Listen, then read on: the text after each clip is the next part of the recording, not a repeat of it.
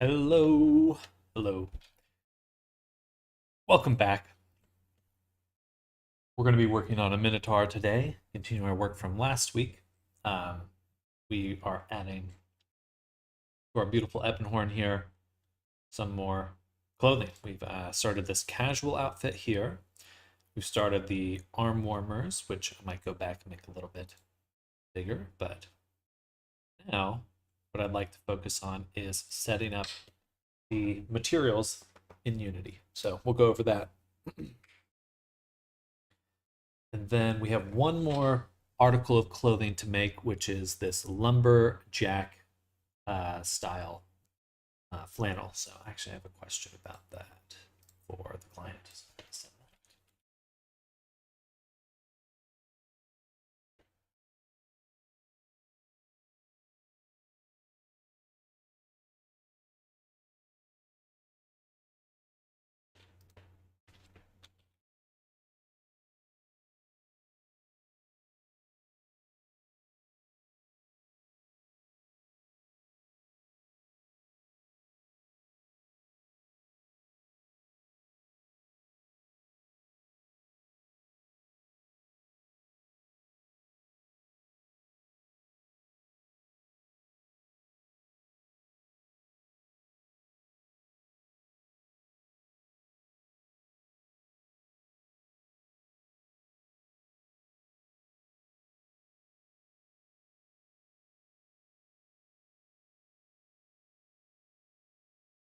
Cool.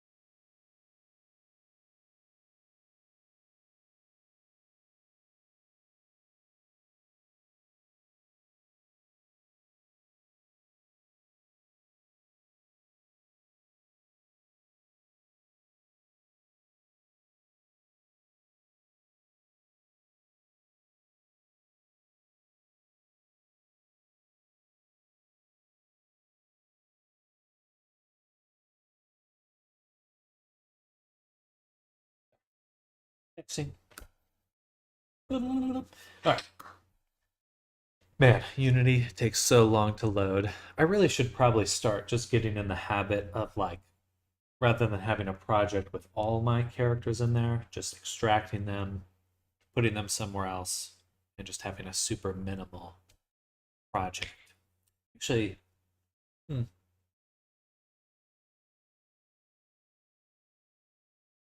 I could have one Unity project point at another one and then just like use it like a library, just swap out assets. That'd be cool.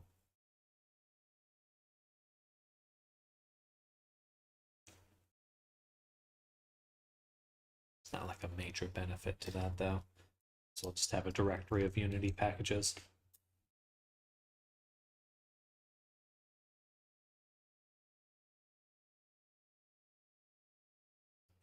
Hope everyone's having a good day. It's a Monday though, that's for sure.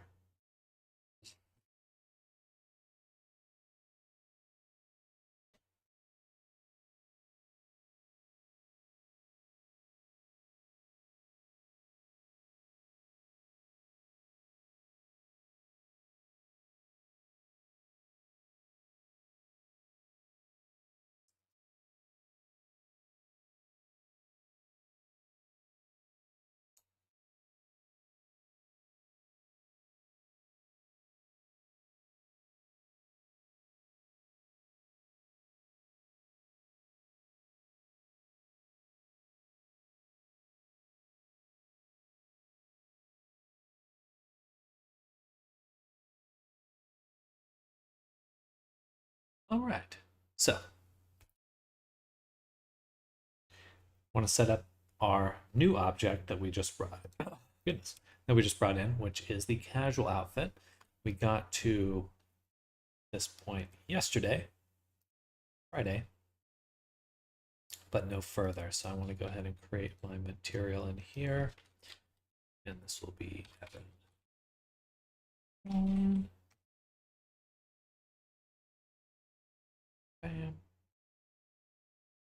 You know what? I'm actually going to delete that and duplicate, let's say, the sweater texture. No, not the sweater.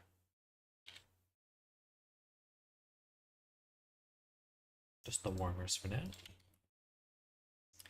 Put those here. Copy this name. Paste the name. And then swap out all the materials. So actually put it onto the jacket for now. So, all right, and it looks busted as heck, as it should, because it has the totally wrong textures.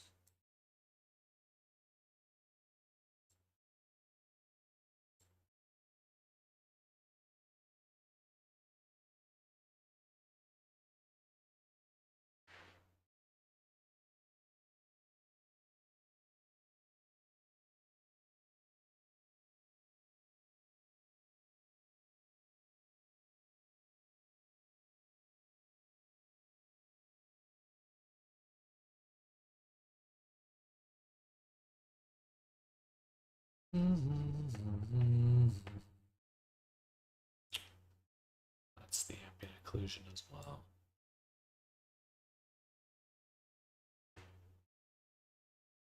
Should be good there. It's a little hard to see what's going on because covered up. So let's just disable these two for now. Let's take the shirt. And actually, we're not going to do anything just yet. We're just going to leave the shirt there. Go back to this frame. Disable our exports.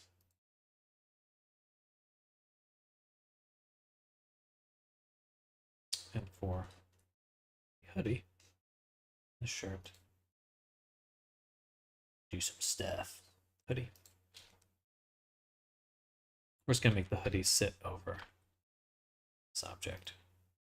Normally I would use a displace, but I actually have found a better solution. We're going to add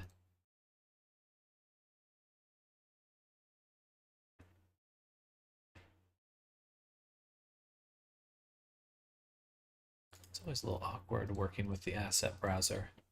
Kind of wish it was like a floating window. Can I do that?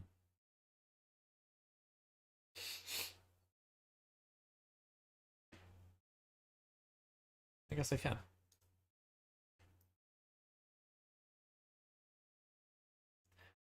All right, interesting.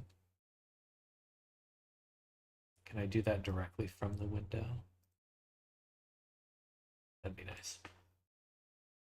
All right, main thing we would like is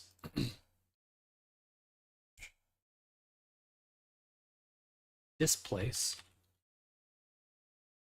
offset normal proxy. See, something like that.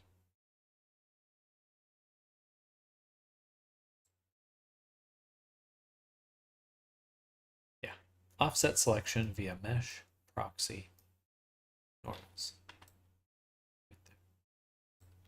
Interesting. Can I not? This is a different window. I can't add it. All right. That's funny. Learn something new about Blender every day. There we go. So what this allows us to do is pick an object that we are going to push the mesh away from. In this case, we'll do the Marvelous proxy. And then we'll add in here offset proxy.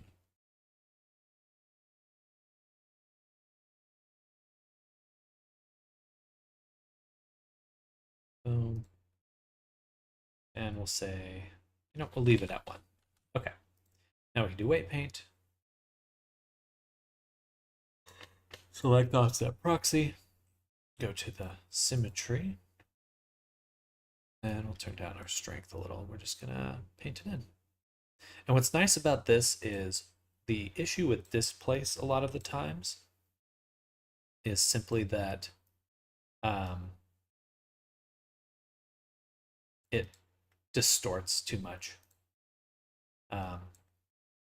So like right here, this little thin piece here, if I was using a displace modifier, it would kind of inflate that rather than just pushing it away. So it's a little cleaner.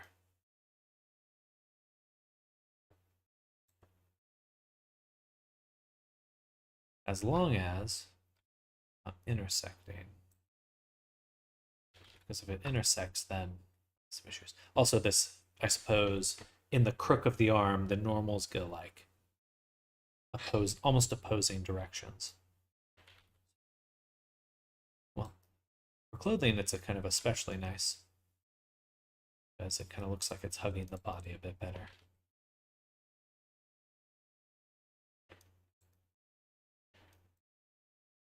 Ideally. It's all pros and cons with 3D stuff.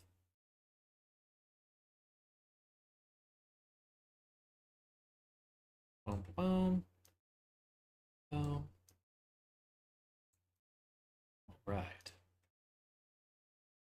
Still got a lot of clipping here. It must be intersecting right there. So let's blend it, or maybe even just paint it out.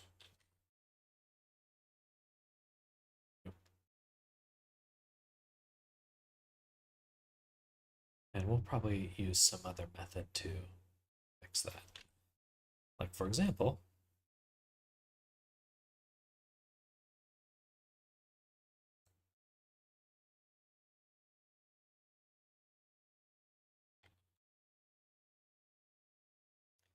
offset selection with mesh attribute. Boom. So now we have these 2 geonodes. I'll put this one above.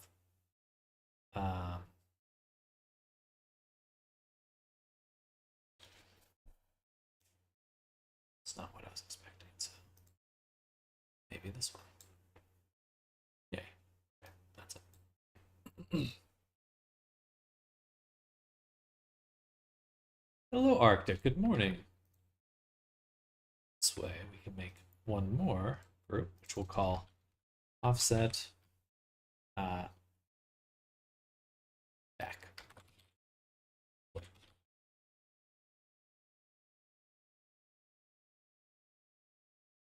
Way we can at least paint this in order for it to not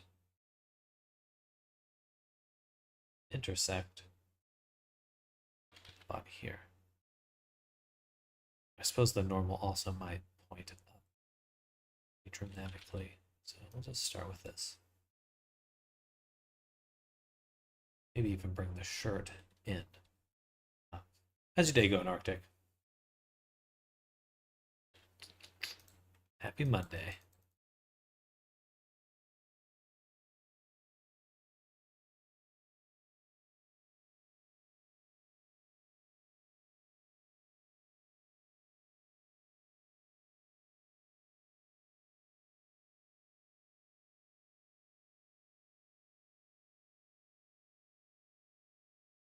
Put the shirt back on. Now we have selection. I'm going to select the bottom here. And we'll just move it.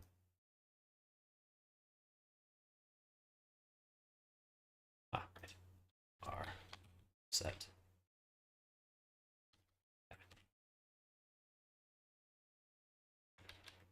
Like that. The reason I'm using basically these modifiers in order to do this is because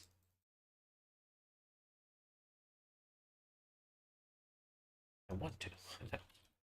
Doing all right, trying to find refs for the underarm muscles on Google. Ended up with giving a bunch of pictures of men sniffing their armpits. Yeah, looking for reference is always kind of a gamble. You never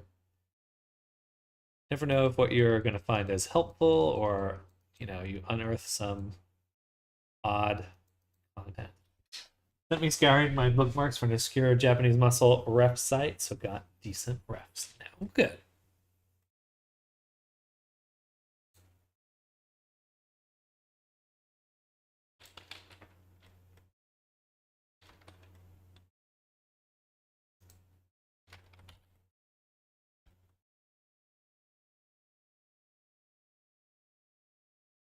Interesting. Why can't I paint that?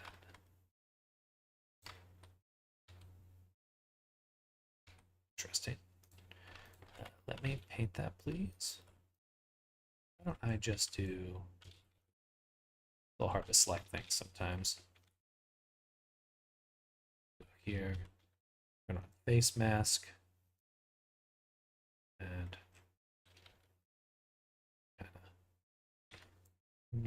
decrease it one more time.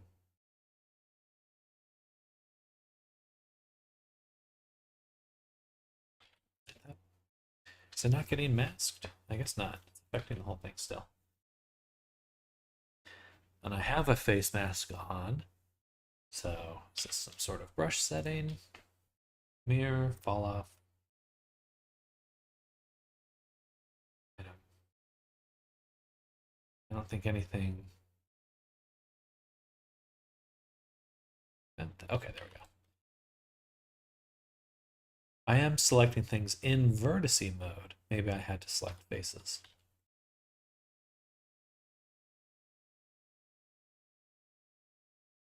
There we go. Nice. Pretty clean overall. Do a little bit of blurring.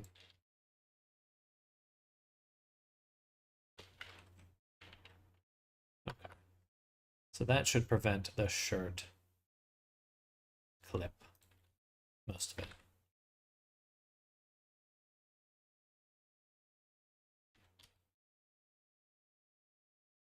All right, there we go.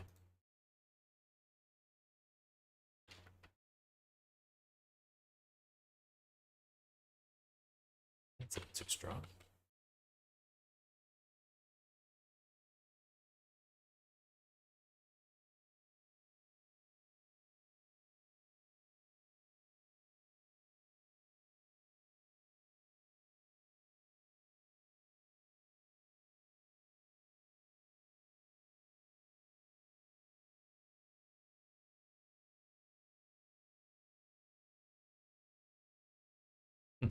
Still won't visualize it.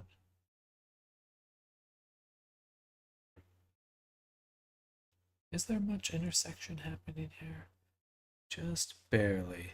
It's kind of how the triangulation is occurring right here. Makes that confusing.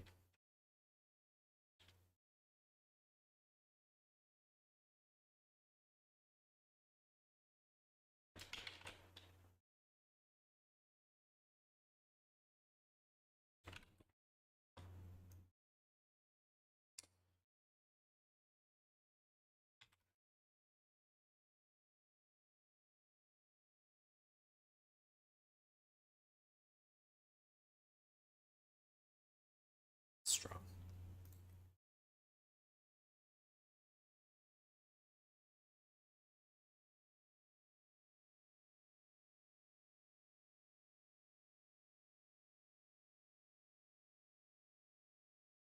Interesting.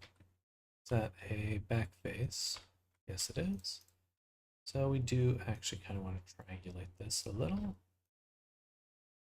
Probably like that. Yeah. All right.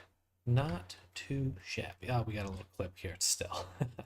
Maybe we can fix that now with the body proxy. Hello, Reyes. Welcome. How's it going?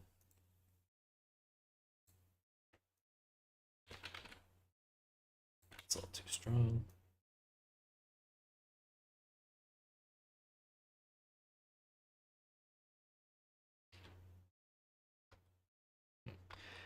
Gosh, I'm really good at making these clip together.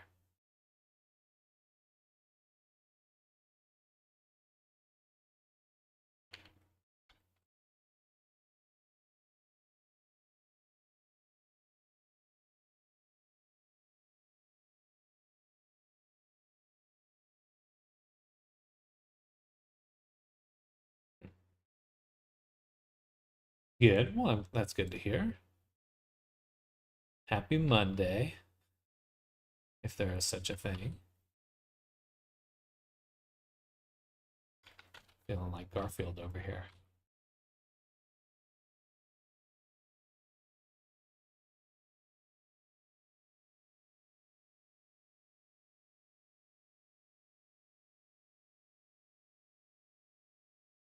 When I started watching the Garfield movie, the recent one a few weeks back, and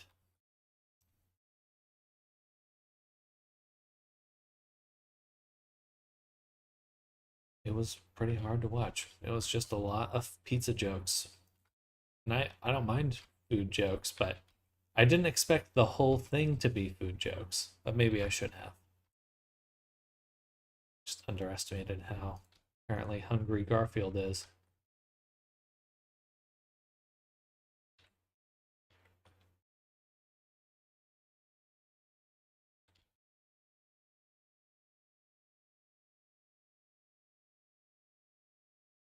It was surprising. It surprised me.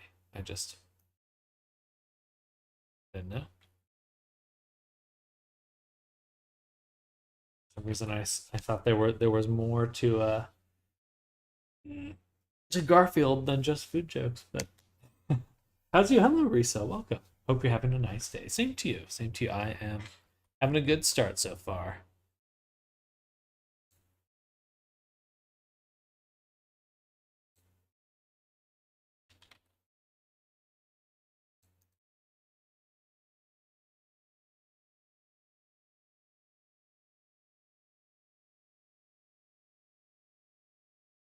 Some of my mesh is going inside out. It's really hard to see too.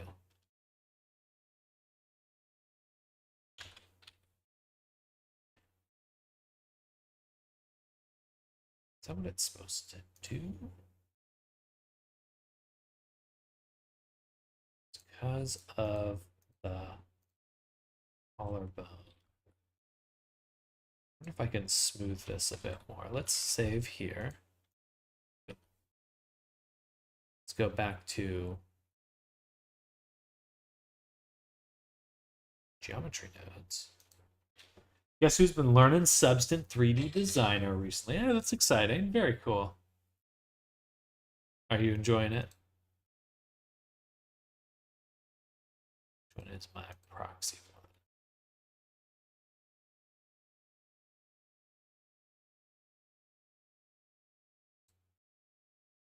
It's not this one. Proxy offset selection with mesh proxy. And to blur attribute. I want to blur this attribute. And we'll set that to 0 at the start.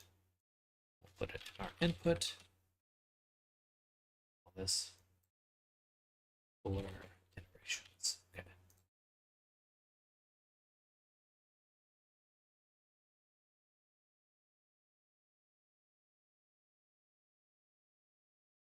Okay, that's just actually smoothing the position of the whole sweater. Okay, a little too strong there. Well, let's do it just at 1 for right now. Save that, open up GeoNode again, and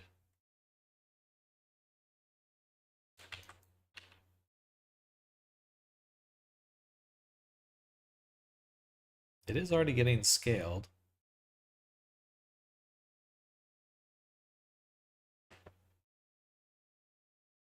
Not really any other way to do that, is there?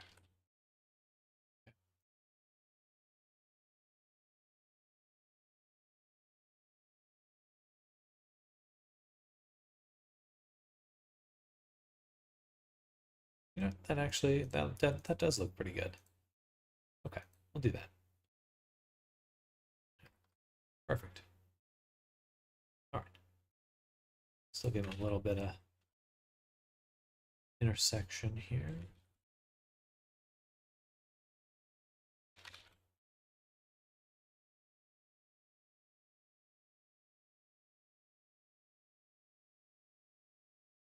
Beautiful. Amazing. To be able to make fabric, weaves, and patterns, make them minimum viable resolution, so then the resulting normal map could just be 3232 size texture. It's amazing. You know, I'm learning it mostly to make fabric patterns and level up my clothes. Well, good. Um,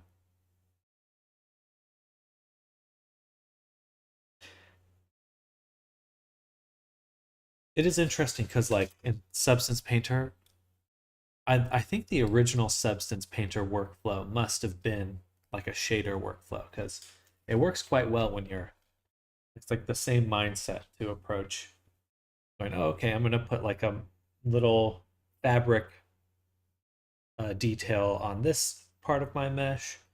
It's cool to see. Well, I'm excited. Are you messing around with any of the baking or anything like that? Or mostly just the designer? Oh, sorry, I meant painter, not baking. Sorry, I can't believe I'm yawning so much. All right. So now that's all the data transfer stuff. We already have all that in. So we should just be able to. Oh, one more thing. For the shirt low poly and the body, what kind of intersection is it currently experiencing?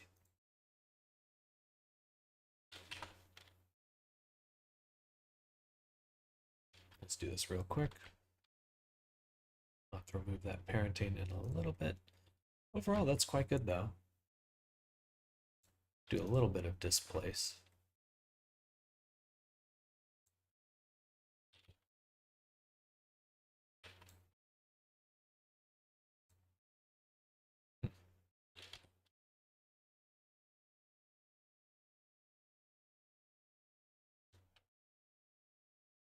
Is it the data transfer? It's messing with it. See it moving. Oh, I'm not painting the displace group, am I?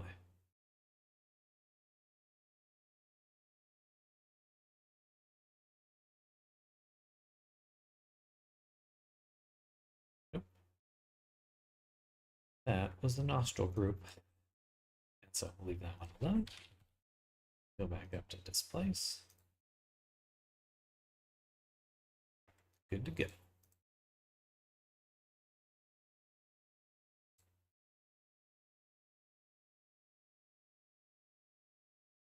All right, nice and snug. And then we just want to do Alt P, clear parent. And that should remove the armature. Yes, it did. Save. Go back down here. Body. Casual outfit.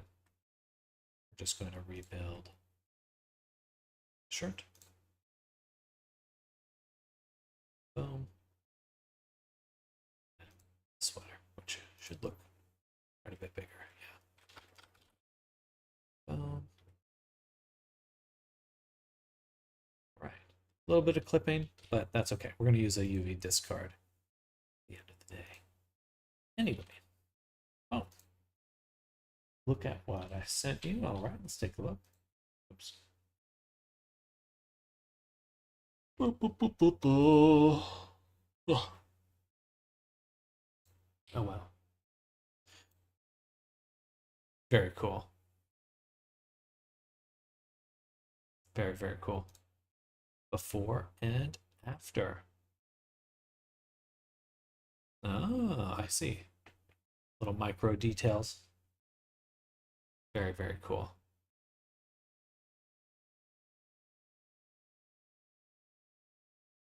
Oh wow, even more resolution. I mean, you would need a microscope at that point.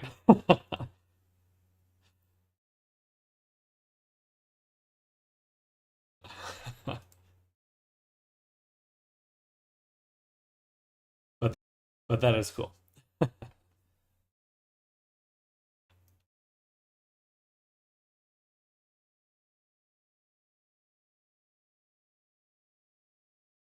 Oh, I guess I should update the body to actually fit as well. Or the pants, I mean. Gonna do that. It looks good though. Really satisfying.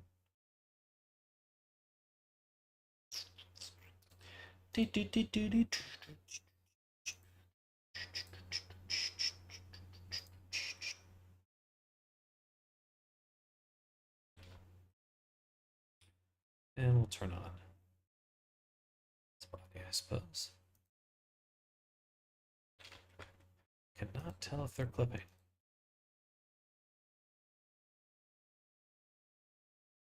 I hate the random button because these colors just don't. Let's try outline. There we go.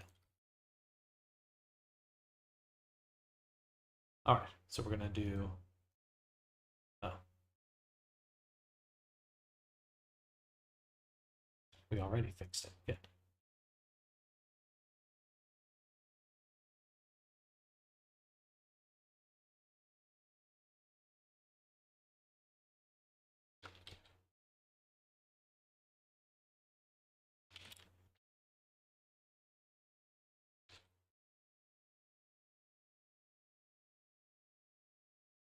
Hmm.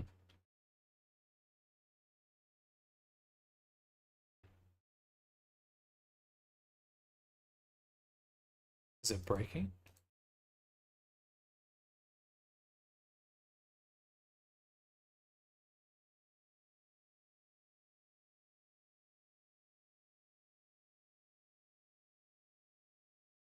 Hmm. Wonder why. Jeans. So poly. Everything in this collection is selectable.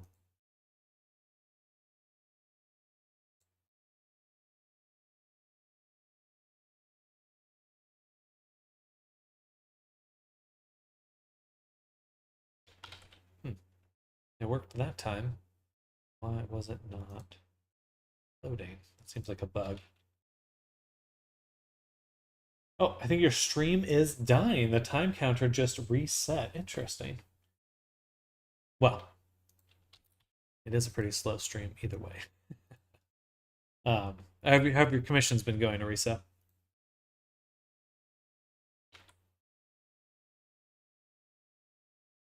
The, oh, dummy.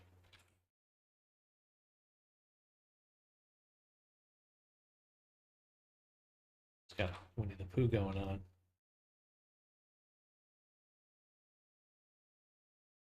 It actually looks pretty good with the fur just sitting up top right there, but I don't think we'll do that many.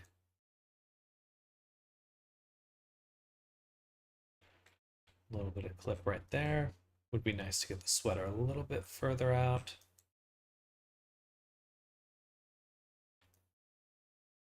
And then we could also grease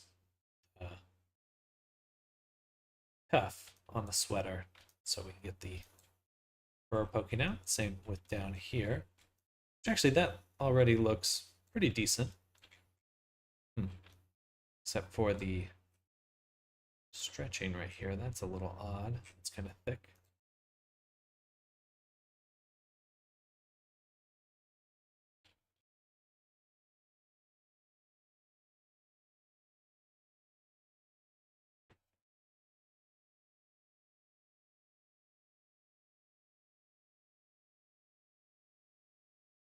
Go ahead and sample this one.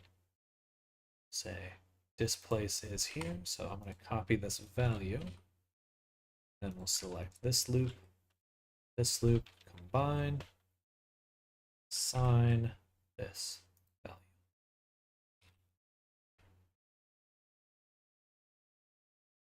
I was expecting that to have a bit more impact. Ah, I see. This is displace, of course.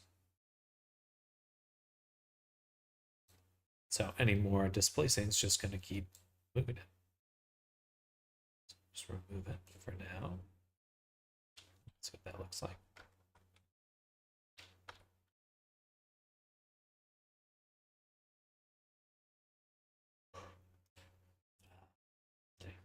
It's a little tricky to view it. Let's actually just make a new collection here, which we'll call body low poly. And I'll just take the body here, duplicate it, send it up to body poly, just so I can turn this on and remove this, and rename low poly. Okay. Still gets quite of a thick edge. I guess I would be able to fix that simply by making a second displace. I'll displace interior. Select. Well, first let's make that group on the right object. Displace interior. That. Duplicate our displace.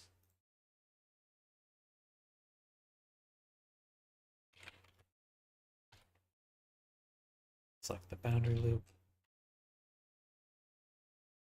And we're going to just assign these values right here. What we'll do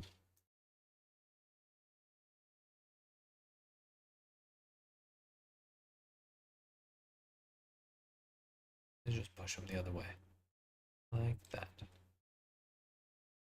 Get a little bit less.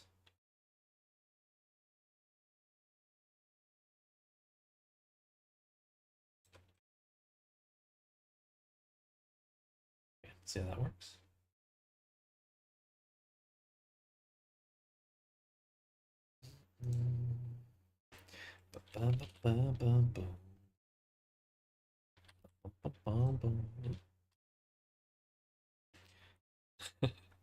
What are you doing? Are you falling asleep? Pixie just jumped up on the table. She's looking sleepy.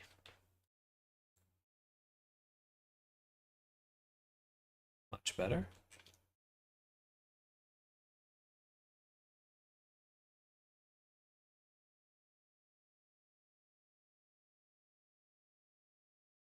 All right, that actually lines up pretty well. And we'll be able to just disable this chunk of fur there. We do need to make the sweater. Cover up the arms. That'll be a little easier now to test. Going in here, turning on body low poly.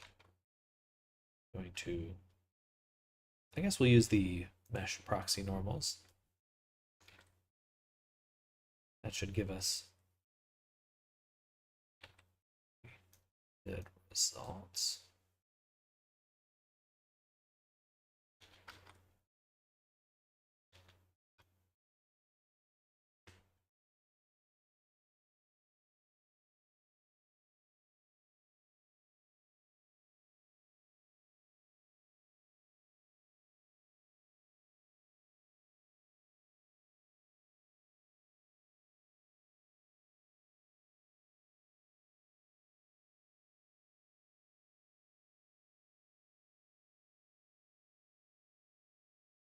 Use some actual linear fall off.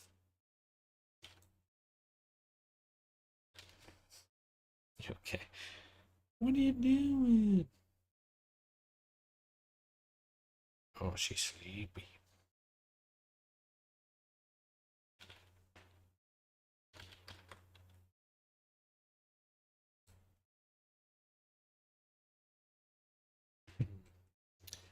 Why isn't that working?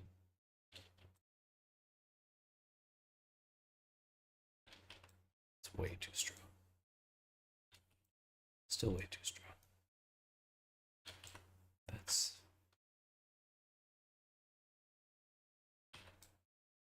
what?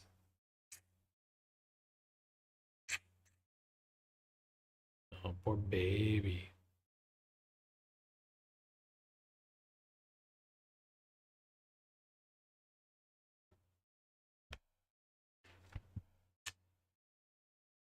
She wants to climb.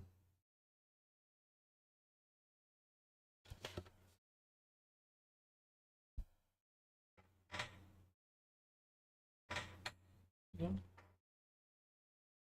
Yeah. Don't eat my chin. Hey.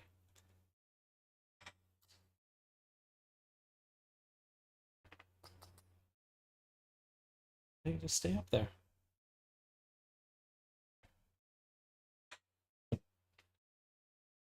I'm gonna go put you in the sun.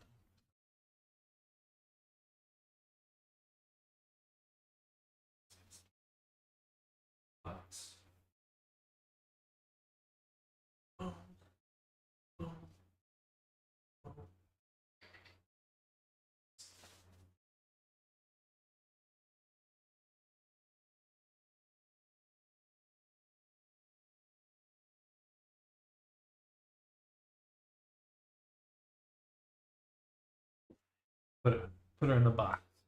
Put her in the box. And just like a, I mean, she'd get out of it obviously, but she didn't care for that. Not a fan. Okay, I was hoping the mesh proxy thing would work pretty well here, but it is not behaving as desired. No. However, we can just use another one. So what we'll do, we're just going to undo our work there. Then, kitty! Then we will go to casual outfit components. We're going to make a new collection in here, and we'll call this CO F normal. And in here, we make circle. 8 subdivided here.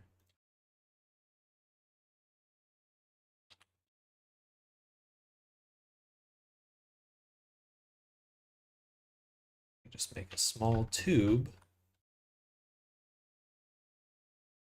that goes through our sleeve.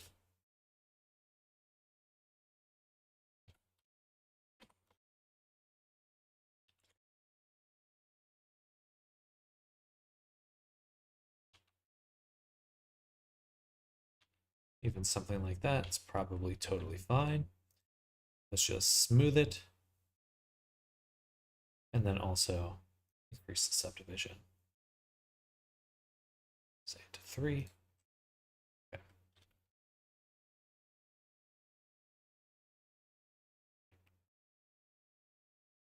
Cool. Maybe add a little bit more.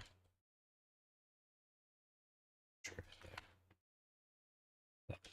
That'll be fine. Yeah, because it's so close to the what was. Leave it alone for now. All right, duplicate that, offset selection, mesh proxies. We'll remove that. Sample our this hoodie F proxy.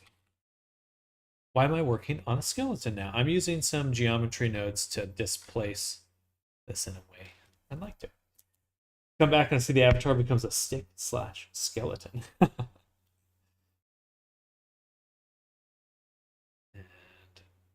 then we can duplicate, and we'll call this one offset proxy underscore F. And don't hurt me, please.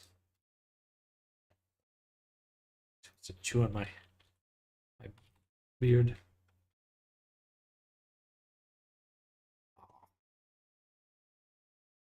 Okay. Ow! Ow. No.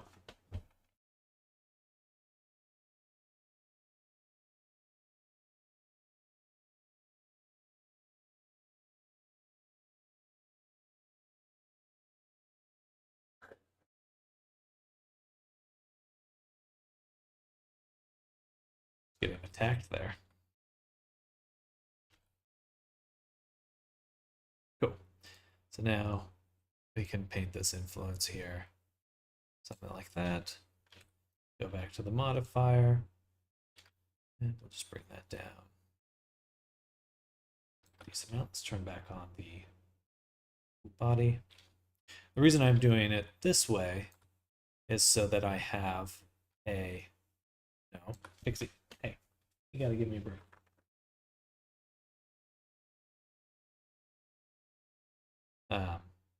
Sorry. So I have control over it. I can keep the baking version and then just have a little weight paint to adapt it to what I actually need. Just need a little bit more right there. Switch to this.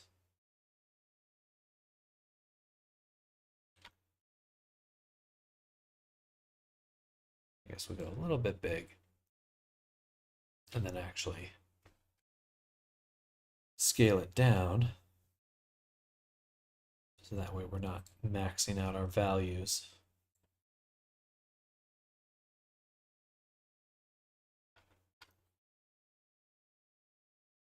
It's 0.5 actually. Yeah, I really should have just kept the value and then that's better. This will give me a lot more control when it's over.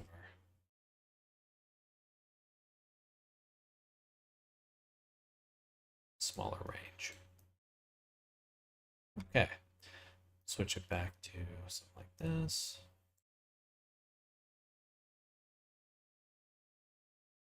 Get a bit of that.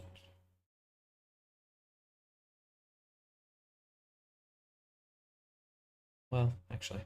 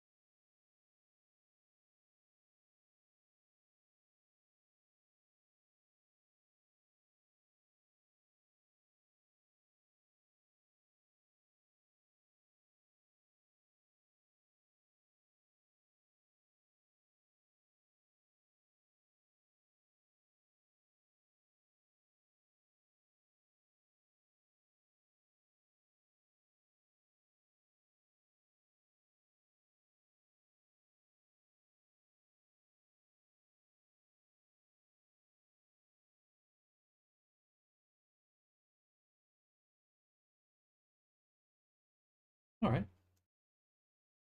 Beautiful. Now I just need to do the other side. I guess I could try transferring those groups. Yeah, it wouldn't be that hard actually. I could go here, duplicate it, select this arm, seam, invert, delete, scale, flip the normals, select, object. Yeah, and then we'll also separate this arm. So I can do this. So, object, transfer, mesh data, vertex group, cuff, bada boom. Delete the first duplicate, take this one.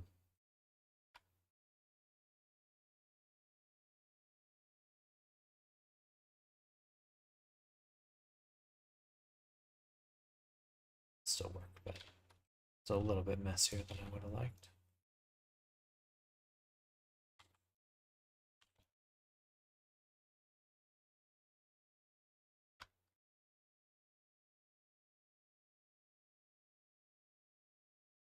Bridge, merge.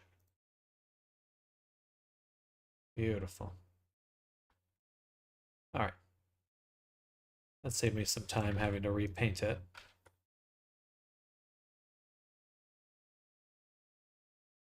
Yeah, that's good. I could also take the boundary loop and actually just remove it from this influence.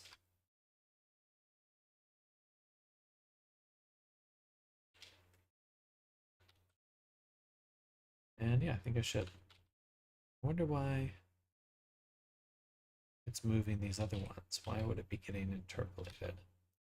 Oh, doesn't matter. Hello, Jeannie. Welcome.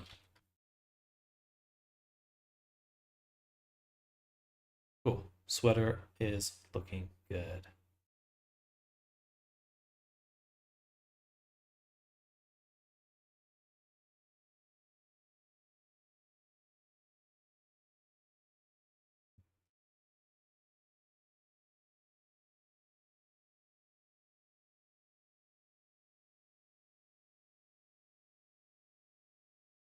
All right.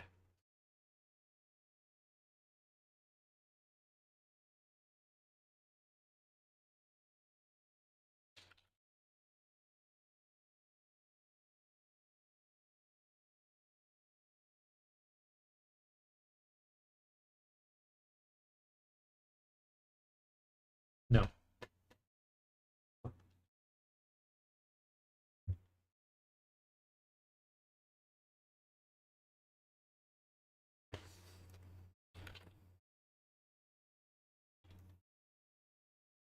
Cool. Yeah, that looks awesome. Excuse me. I like that.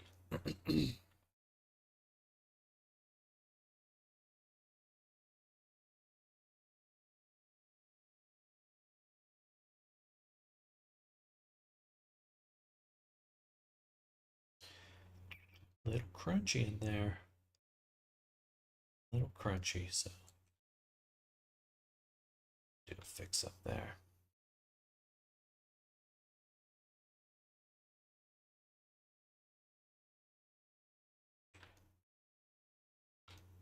Awesome. I think the patterning here, I don't like that we get this banding there. Not a fan of that, so we'll see what we can do to prevent that.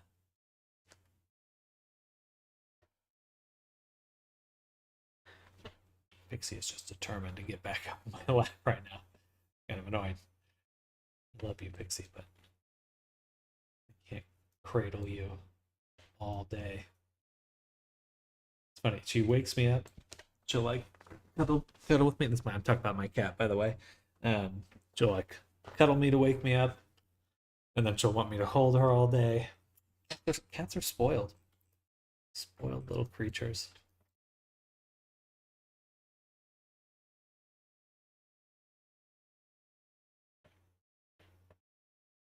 Cool. Let's add onto here some things. We're going to start with a armature link. It's the most important one. We'll link it to root.x on our character. Boom. Avatar here does have an animator descriptor, so that linking should work just fine. Then we'll add some toggles. We want to toggle hoodie. And we'll call this building hoodie. Save between worlds and default on.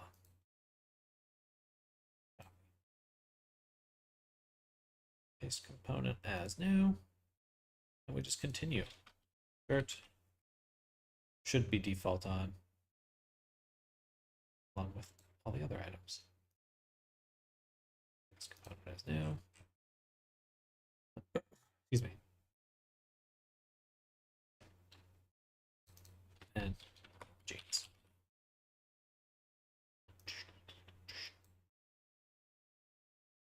Then, whenever we want to use this, which we will want to use it right now, we've got our prefabs.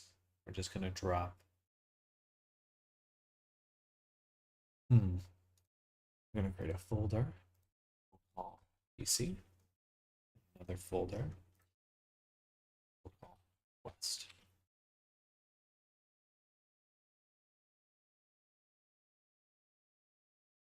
And we'll make a prefab here. Awesome. So now we can just drag this into that version. Save. And tools. Gesture manager.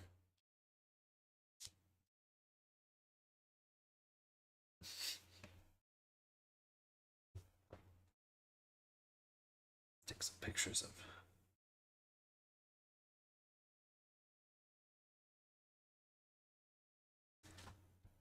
Oh. No, go lay down. You were doing good. Go lay down. Dang it. I got her to move on accident.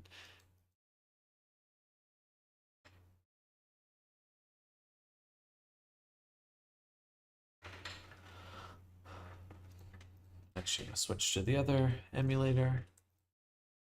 MINOTAUR 3.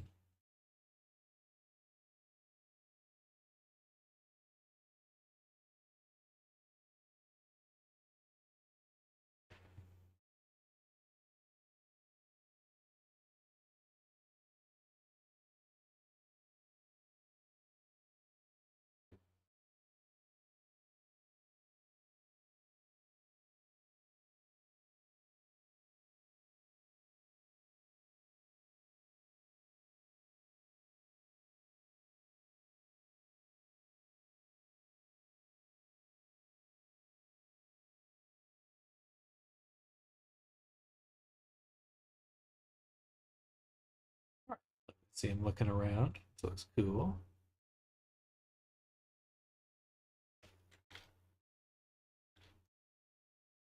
Now, should have some basic toggles. Clothing. Sweater toggles still here. That's interesting. Hoodie, shirt, jeans, shirt, hoodie. All right. For the casual outfit, it's pretty much working now. We'll drag that back out of the character, disable it. Let's look at the warmers. They're going to have pretty much the same thing, which is a toggle. So I'll just paste as new because I should still have that saved. And then we'll do the armature link that up. This one will link to the root X. And for the toggles, we'll do clothing, leg warmers,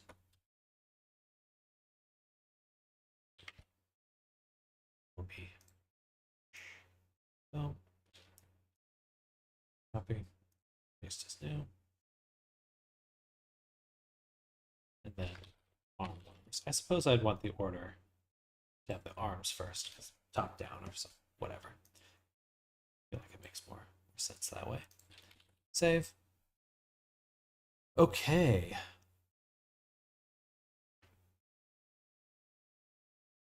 A little bit of intersection there. Dang it. She's being bad. You're being bad. You're being a bad baby. Oh, that's right. Is your foot okay?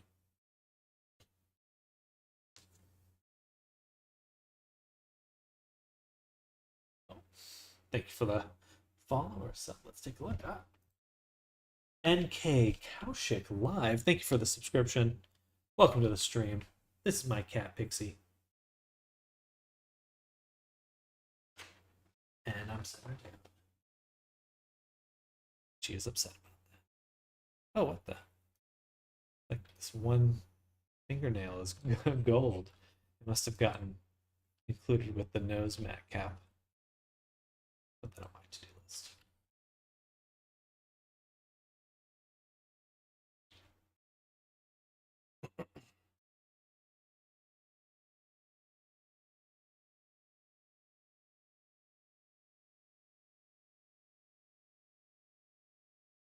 Quest conversion of all items, and then additionally, we want, excuse me, to include gold thumbnail. Pixie, give yourself a break. You look tired. Just get in or something. Yep. There.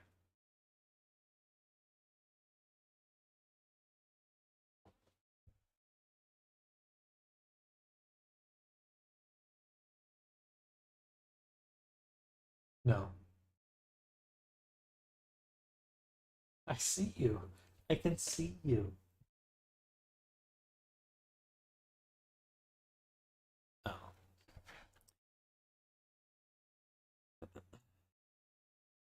Okay. So we added the warmers. We have toggles for the warmers. Default they're on. I think I'll actually turn to default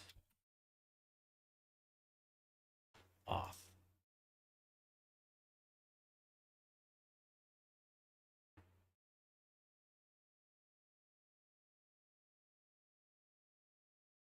I guess it'd look like this. So it'd be default on, but turn them off. That's only... No, if I put default off, that means it should be disabled when right?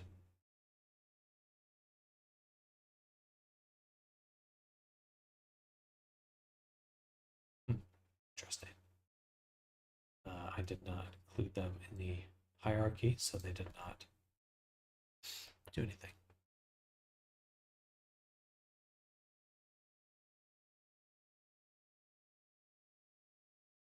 Good. Okay. Expected behavior. All right. Put these back out again.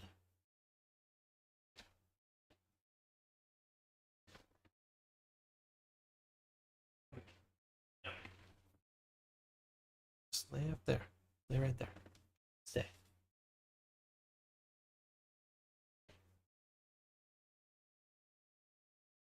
Lay down. Lay down. Lay down.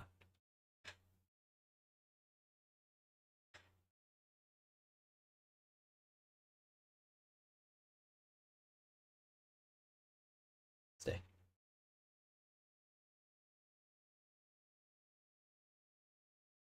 The way is shut. Oh. Okay.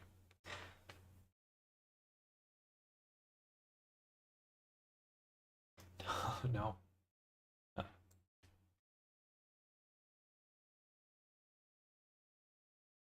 Okay.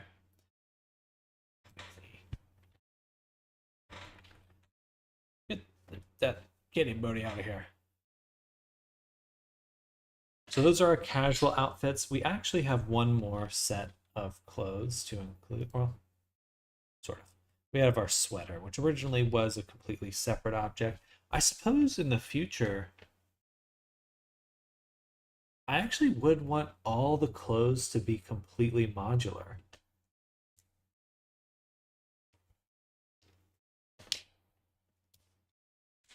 Like I'd actually want to export each item individually if we're doing armature length to combine things and stuff like that. But I'm not going to do that right now because that seems like a lot of work at the moment. So we're going to export and call this PC sweater. I always make everything modular. Yeah, I'm kind of getting used to thinking that way about clothing. Because usually it's just one outfit. But it does make the most sense to separate things. Loading. I'm going to reorganize my project actually. So right now this is Ebonhorn VRC.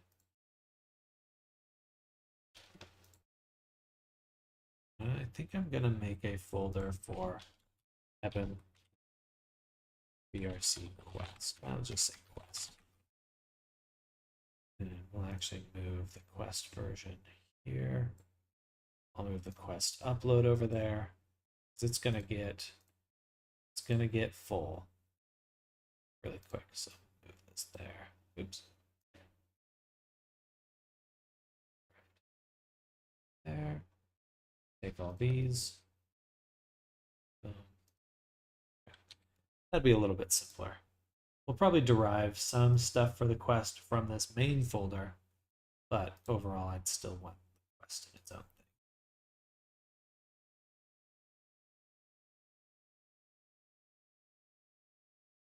thing. Bam. And folder. Prefabs. So we are going to have a lot of additional items there.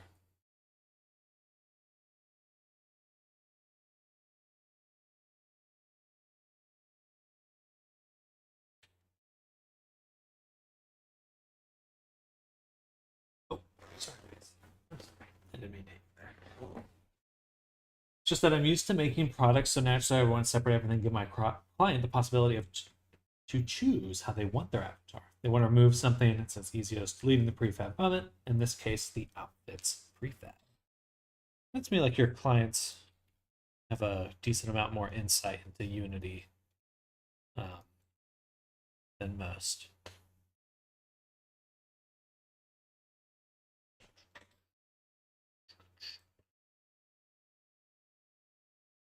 And now we can add the sweater. For the sweater, I guess I'll make it a the read write enabled, legacy blend shapes, rig, humanoid, no animations. For the material, please use the sweater.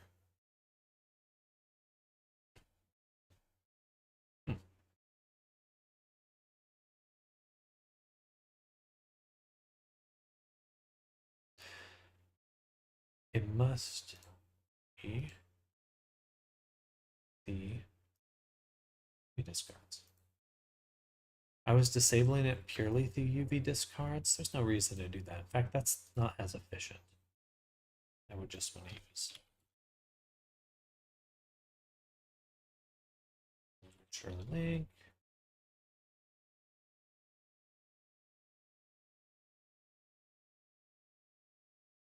Toggle. Clothing. And we'll add toggle. Default on. I don't think so, but definitely save between worlds. Save. Verify. Boom. Play.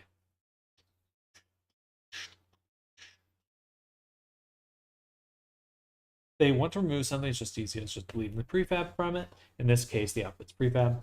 Well, so they don't have to do any technical work. The only work they do is bare minimum, which is uploading. But doing technical stuff like making toggles or using VRC Fury, I already do it myself. They are paying me for it, aren't they? Oops, paying me for it, aren't they?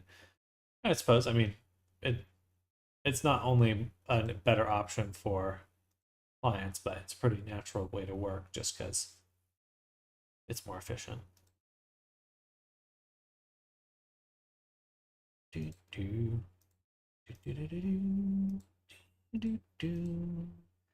I guess for this one, no, I'd still want it in clothing. Big Z. She's a bad baby. I'm a bad, bad, bad, bad baby. Oh, oh, she's touching my nose.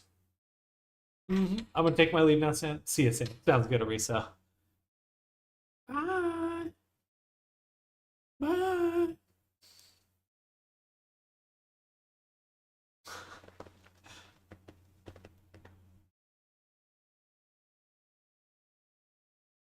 Oh, you're so fluffy. You're so fluffy. Take care. Give Kitty head pats for me, please. She's headbutting my hand, so good sign. Enjoy your day, Arisa.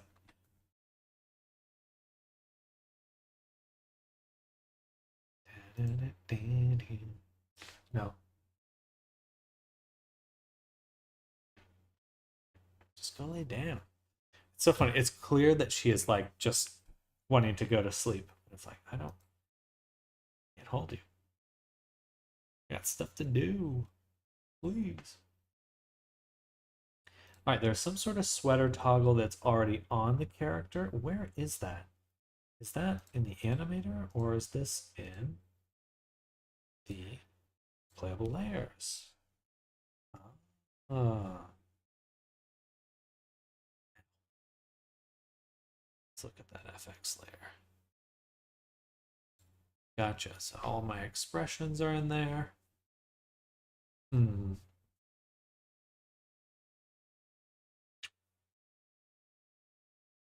No, I know. I love you too.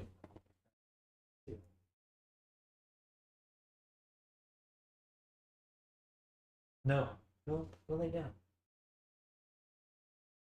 That's not even her. That's the other one. I need like a platform on the back of my chair or something. All right, so for this, we've got our expressions.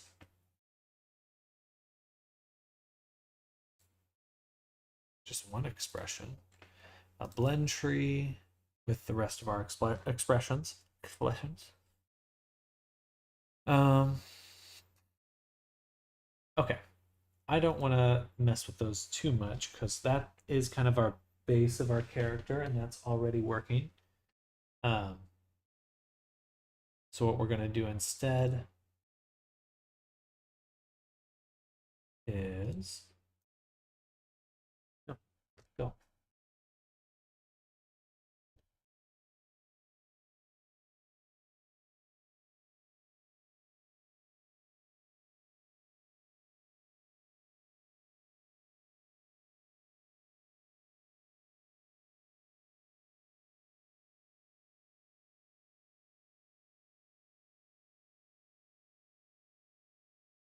We're just going to go to the menu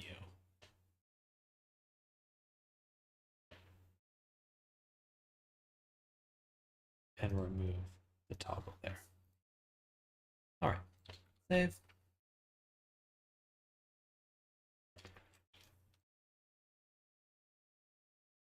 Play one more time.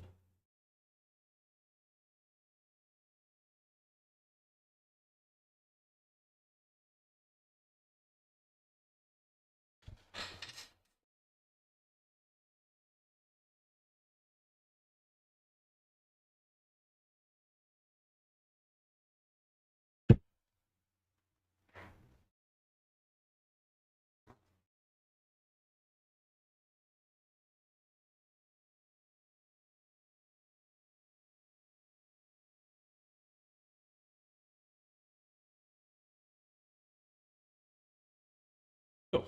Okay. Seems like everything else is working as we'd want it to.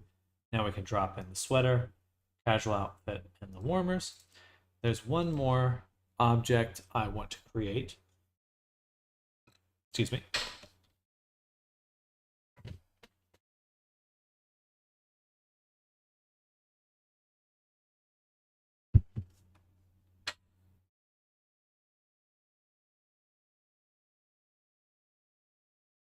Which is the flannel.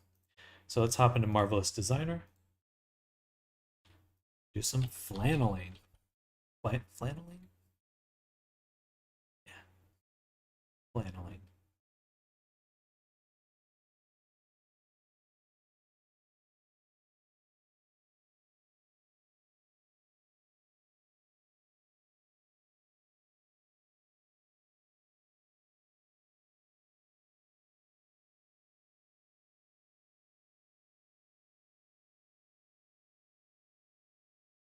Okay.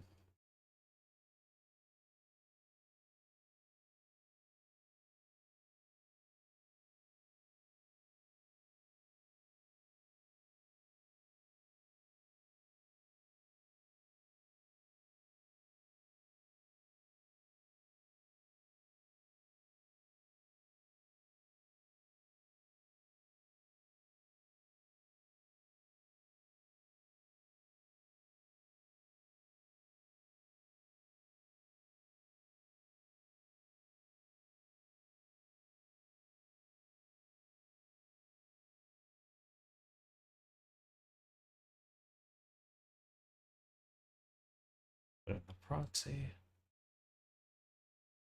Okay.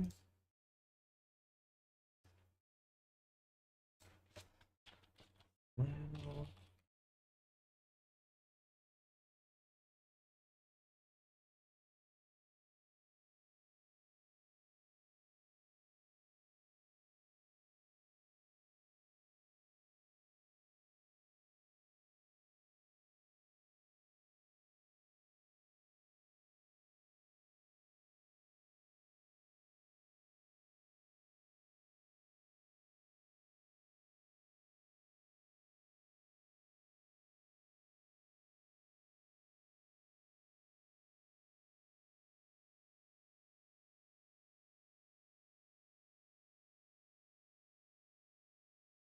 So I guess we'll just start with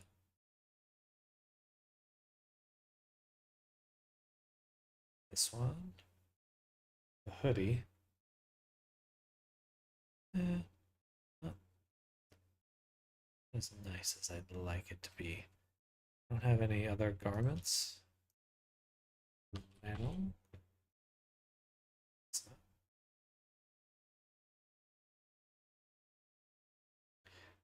All right, then we're gonna go with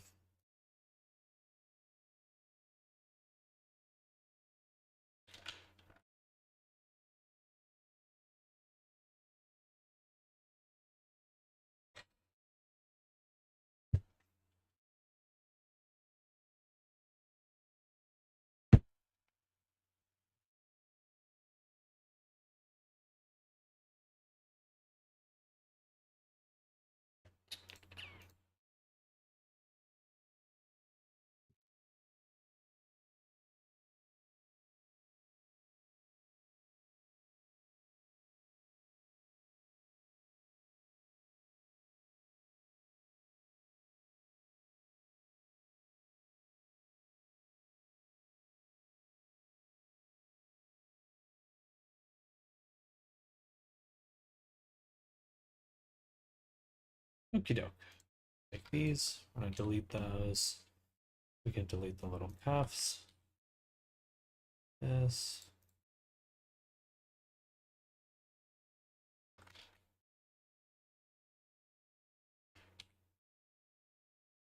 Right.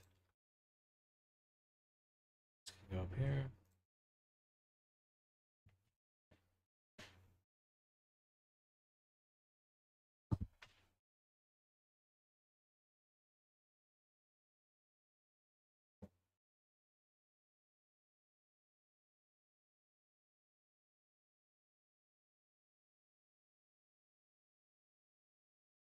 Something like that. It's got pulled down so fast.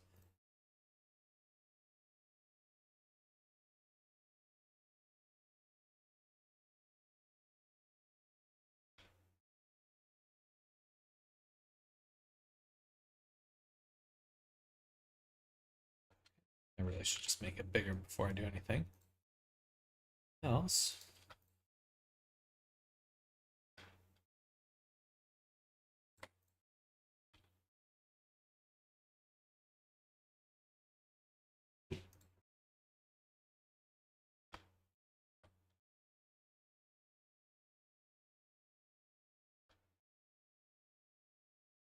And let's actually do those steps at the same time.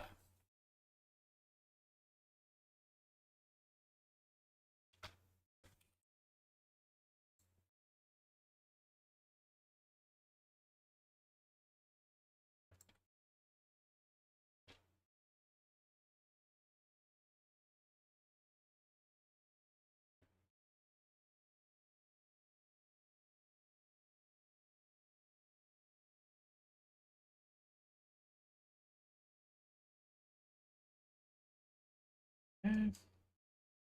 Let's turn on the arrangement points. Let's take our sleeve. Something like that. Definitely still too small.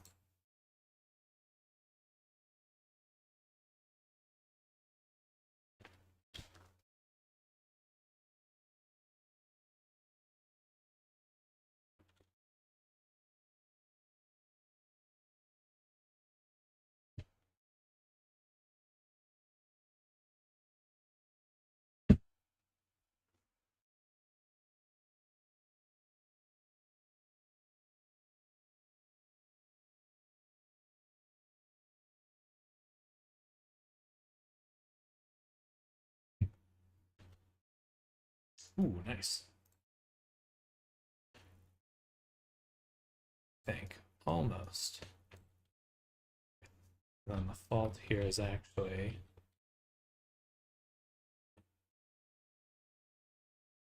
on these pieces.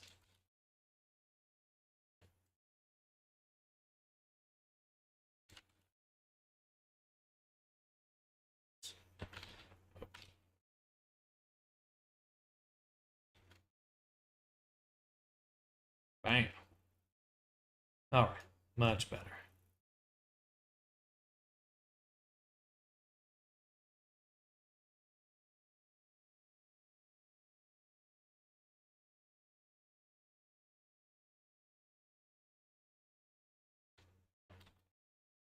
I'm going to delete this side and then just recreate the symmetric pattern. That'll save me a lot of time. All right.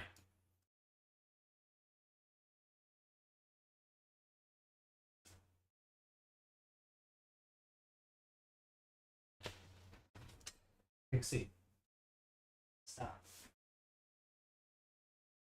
No more. Yeah, leave me alone. Okay.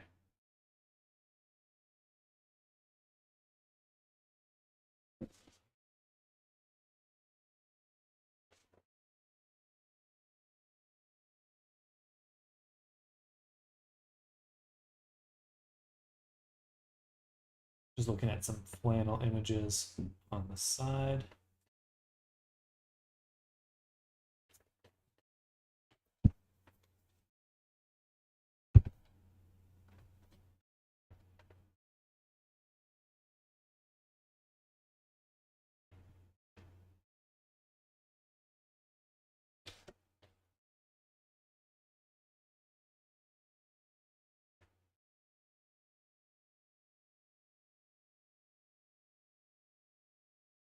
So obviously, we go to the sewing. This does not exist. There's no sewing on this side, so we'll just get rid of that.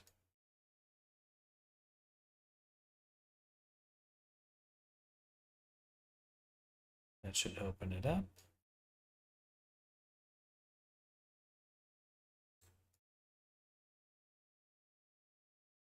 I'm not a fan of how it's looking on the back right now, or the front. Let's open this a little bit, the collar. Actually, I guess a flannel closes pretty much perfectly, so move this all the way up. And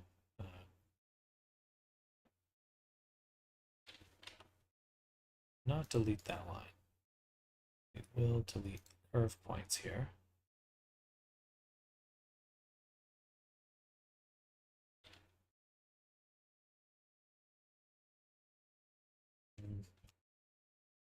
It's weird.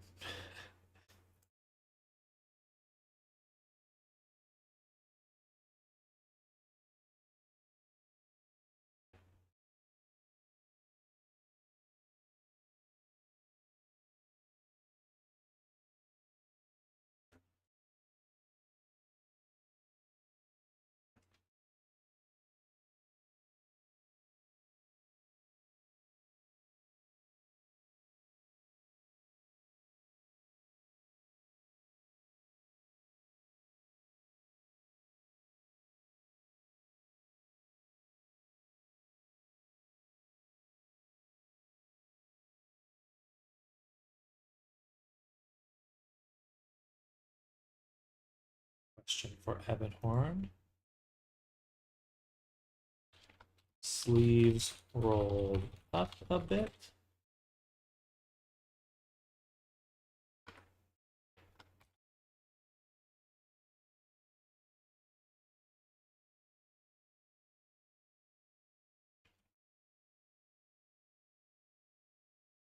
I think we'll have the sleeves because his arm fluff is like in a really good spot for that.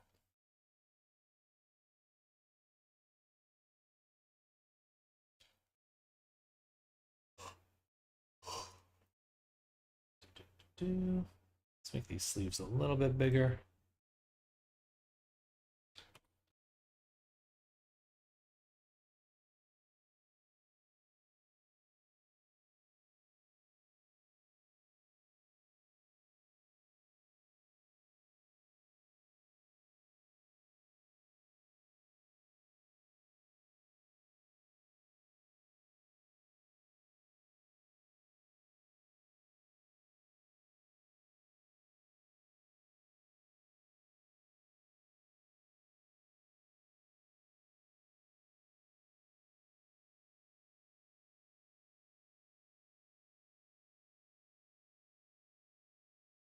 It's interesting. Sometimes it snaps and sometimes it does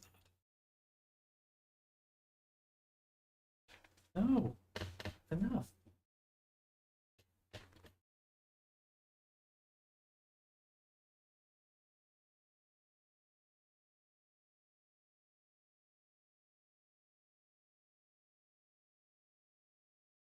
Then we'll bring this point in. You have to do that on both sides at the same time.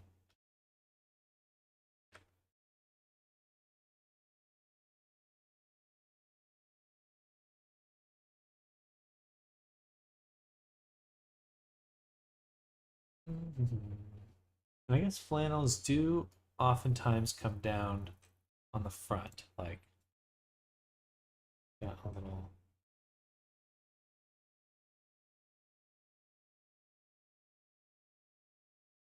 Bit of that.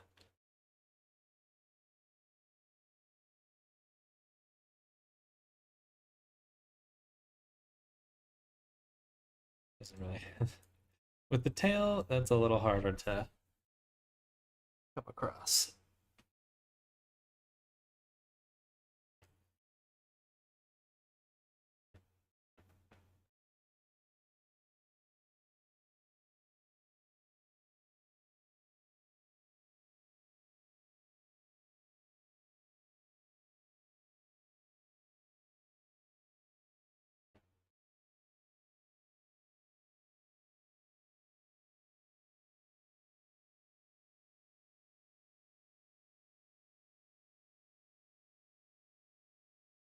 Big C. No.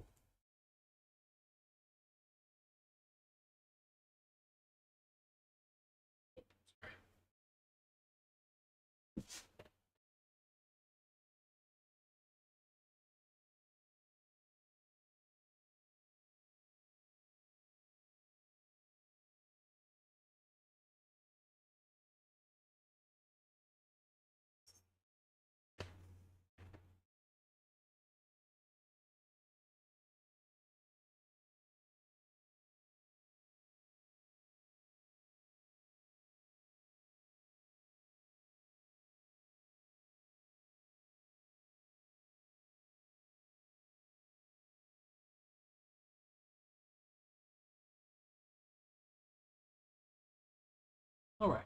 So let's make some buttons. So we have a button.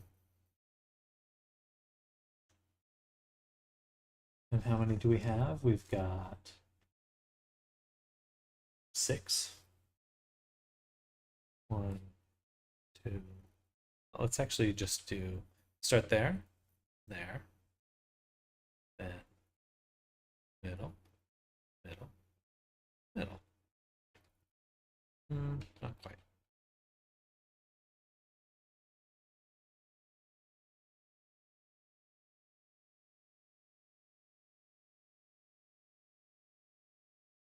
Too many buttons.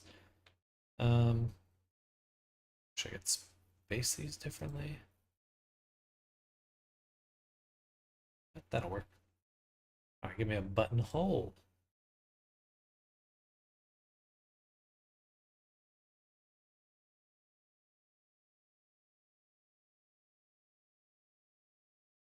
Cool.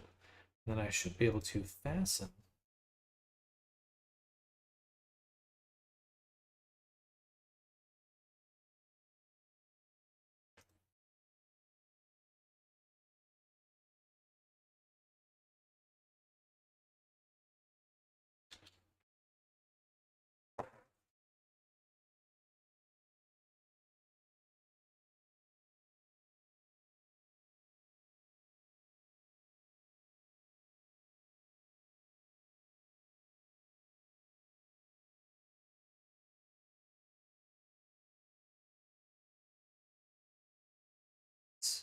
Why is it see-through now?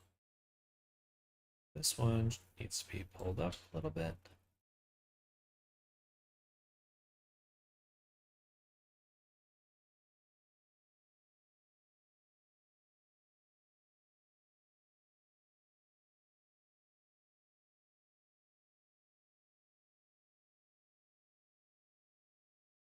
Why is this so... Why are some of these buttons so hard to get on?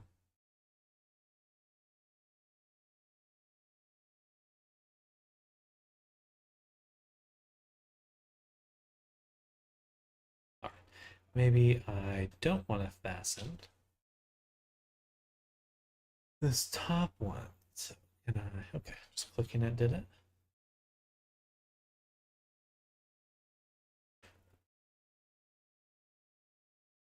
Definitely could make the collar a little bit longer. Let's see if we can move some of these around too, because they look...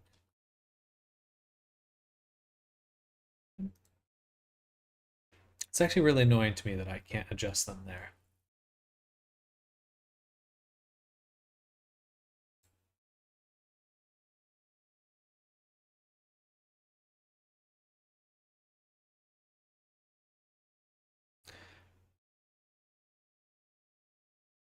Select button. Okay.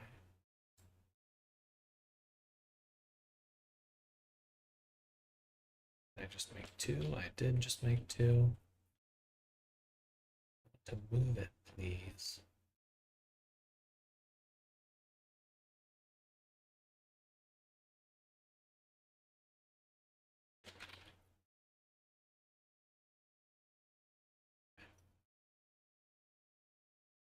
Oh my God.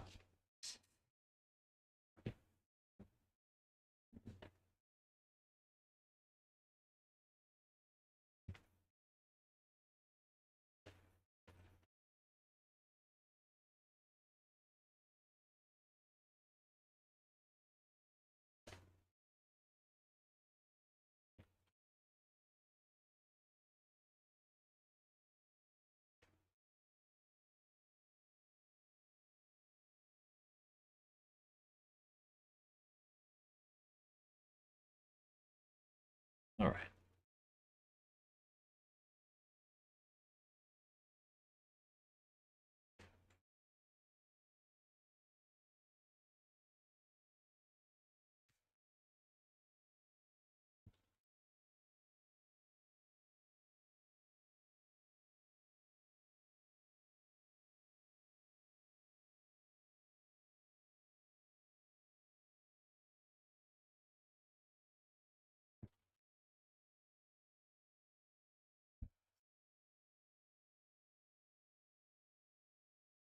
Okay. Yeah, I was right. So for a flannel,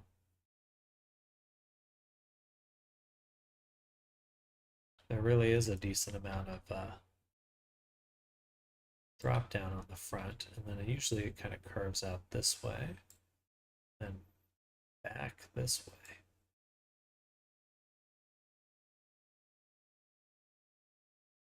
Sides to load. No, enough.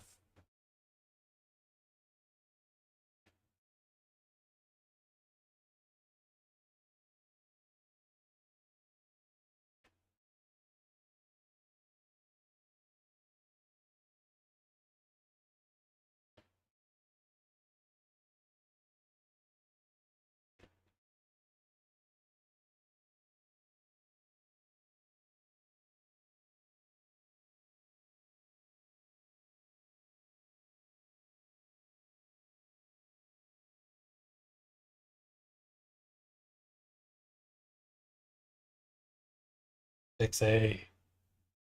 Oh, I'm not holding you. I'm gonna hold you.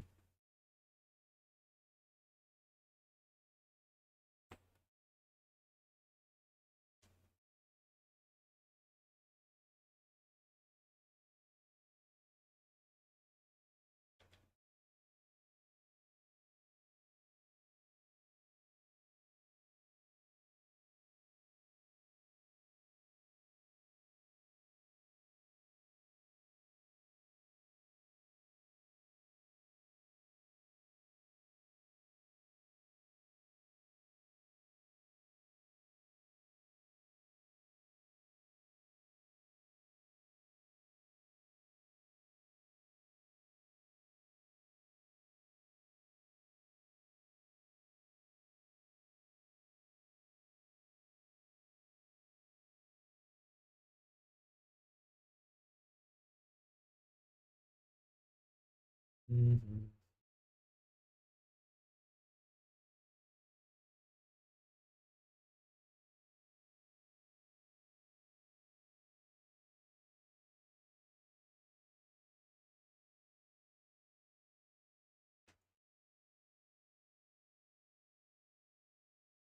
Yes, she won. Gosh dang kitty cat. Yeah, I'm talking about you.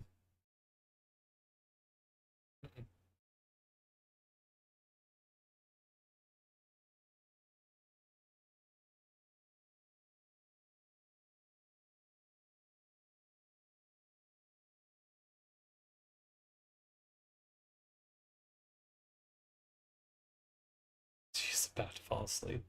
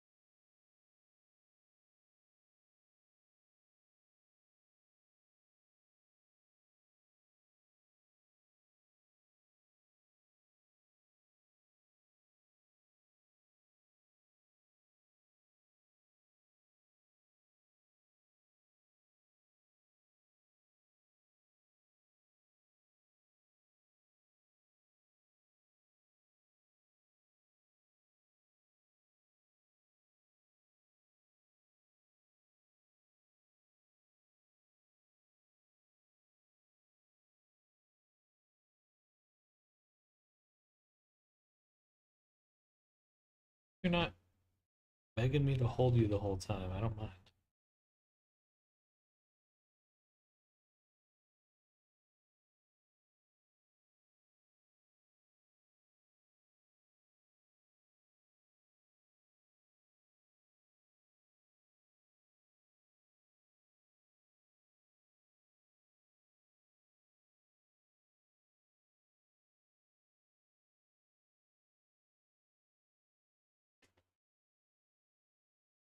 Okay.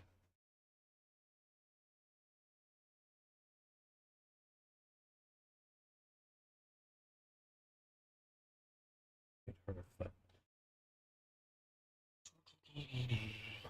She would be making that clear. Yeah. Yeah. All right, let's make the collar. So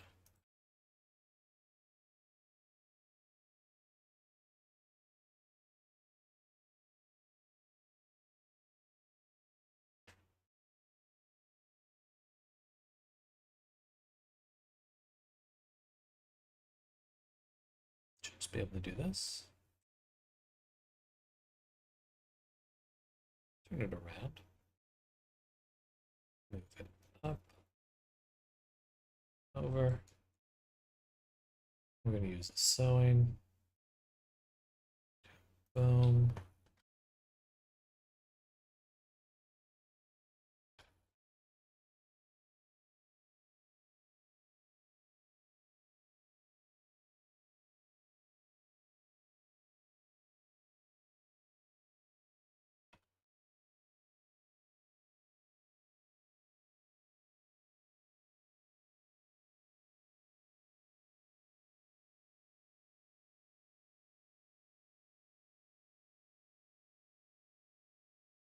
Oh God, it's in his ear.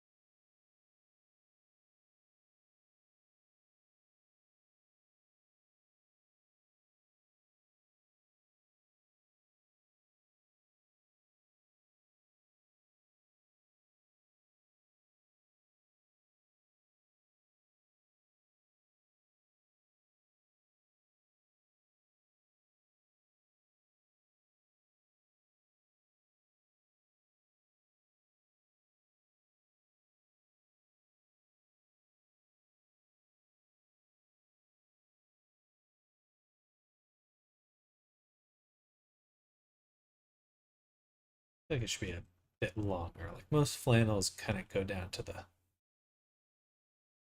thigh. So give it a little bit more length.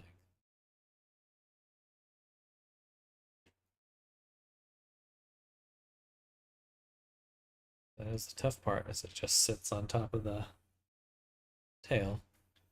That doesn't look bad though. It does look a little weird. So let's just kind of maybe give it a little bit less length here.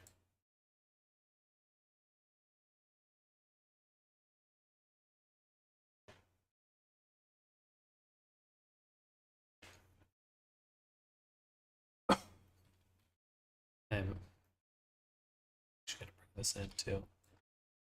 So that way it pulls out on the sides a little bit more. That probably goes against an actual flannel.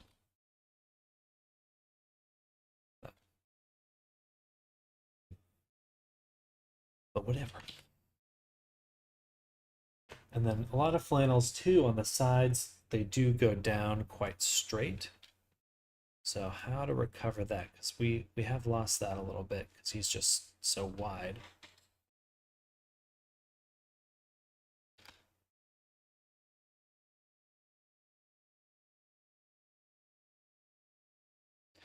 And it looks a little more like a flannel.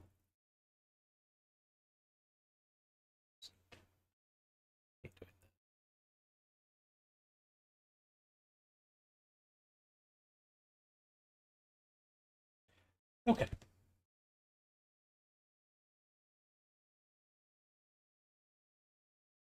Just looking at some reference on the other side. Okay, so this is a very straight flannel.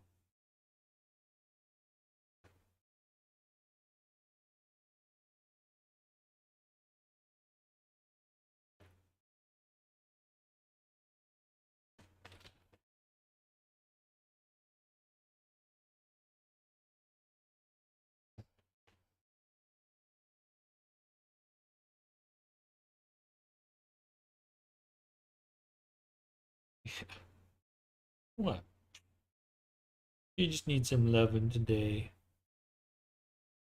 Are you okay, Pixie girl? What's going on? Ah, are you mad because I yelled at you for biting Theo? Yeah, yeah. But you can't bite him that hard. You're being mean. You're not allowed to be mean.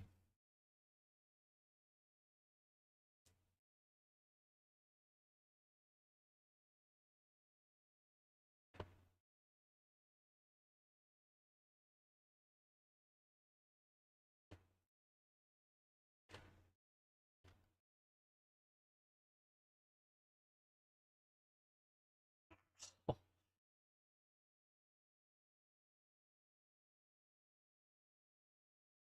okay, yeah, that is looking more flannel-like.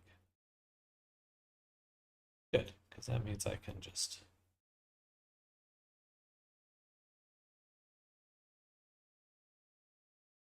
do a bit of that.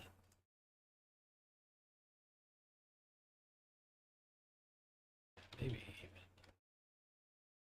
a bit of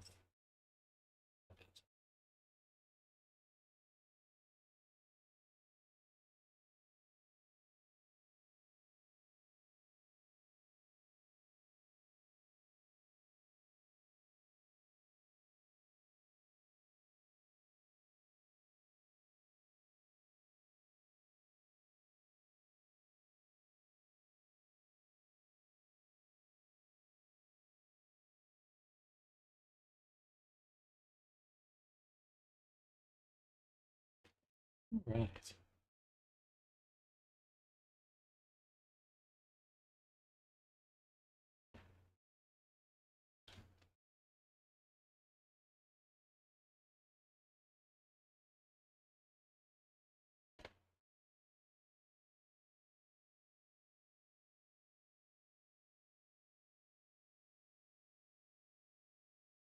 Be more comfortable cuddling with Theo. Just saying. Oh, I know you want me to hold you. I know. Not eat my beard. But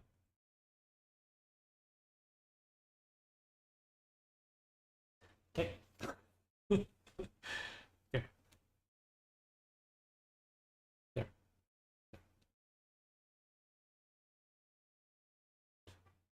There you go.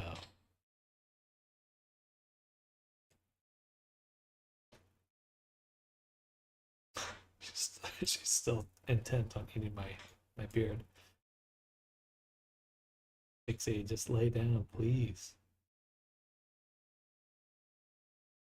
Ooh, okay.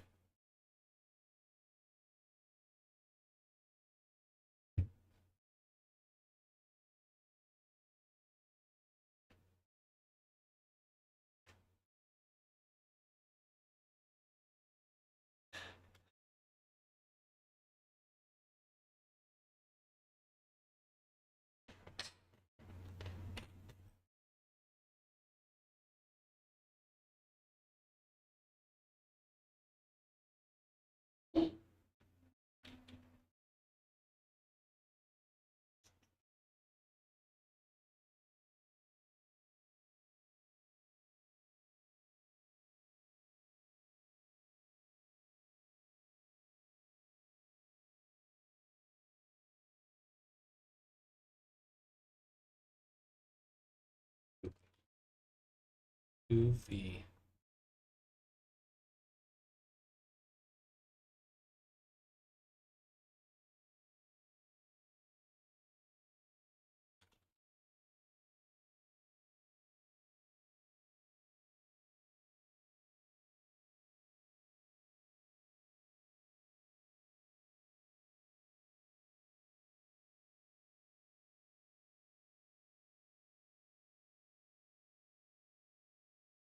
Great.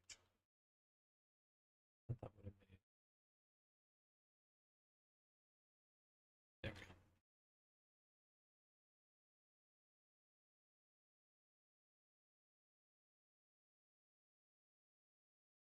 That is 331.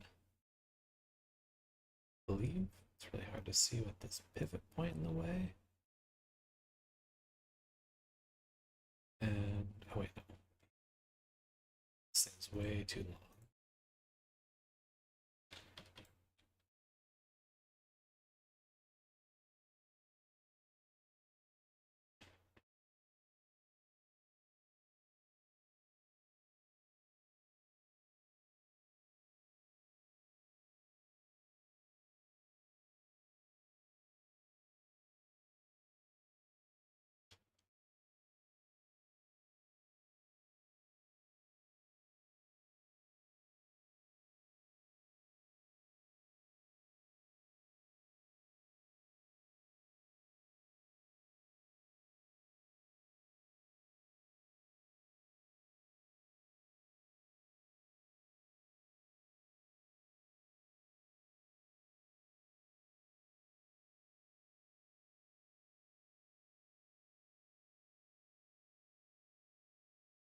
Take these buttons. I'm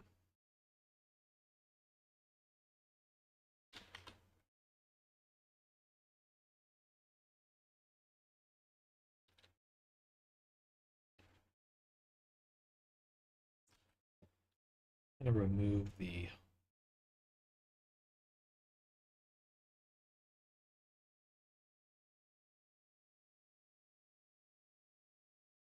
where you go?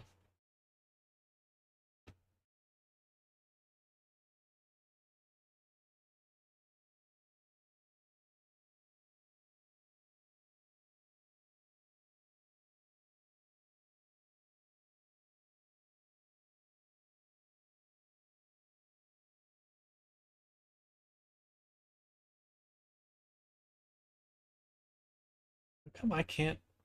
I'm so annoyed I can't click these buttons.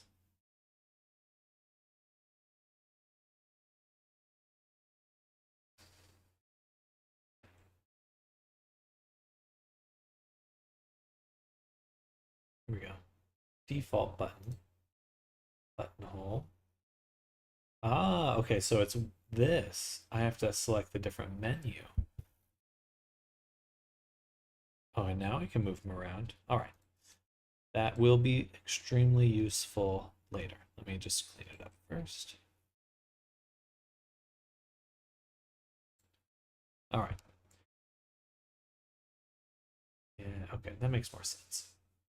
Still annoyed, but less annoyed. All right, let's take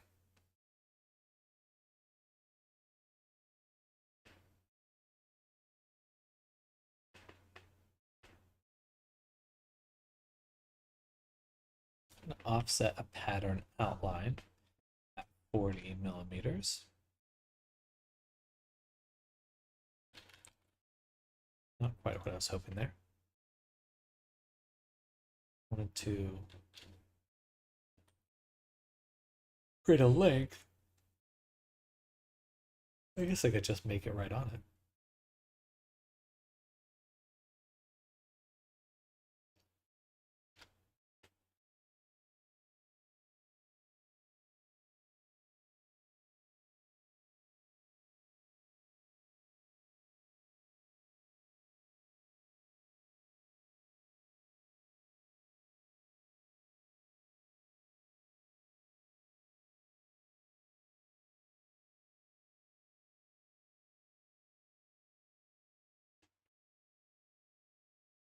All right, that's the piece of flannel we'd like to move. Here, for all of these, I'm going to offset an internal line at 10, maybe even 15 millimeters. Gives us a nice little edge there.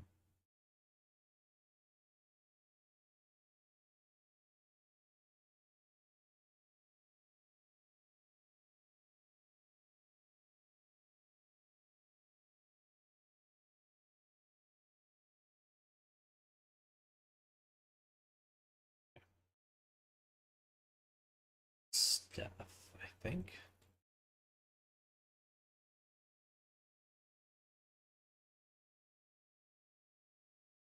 So for our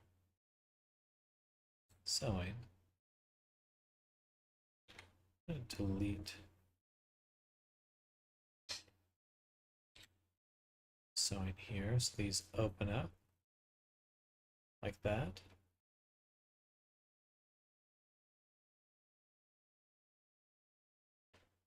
Then I will add point here, there, and go to segment sewing, edit sewing again, delete that, then segment sew this together. So yeah, perfect. It pops open there.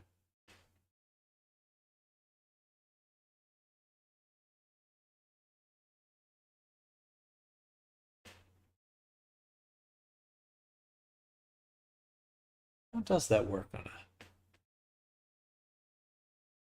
I guess what happens is that there's a button and a hole. So we would actually have a button, two buttons, usually.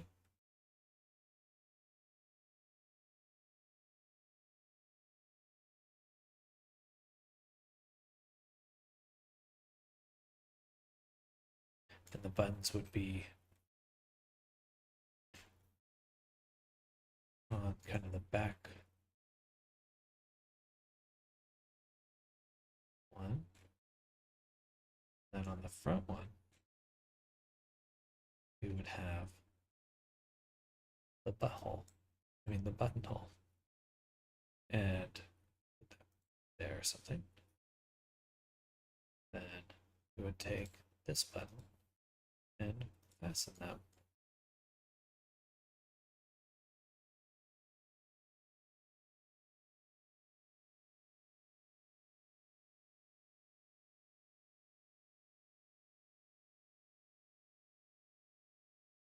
Zooming around this space is really annoying.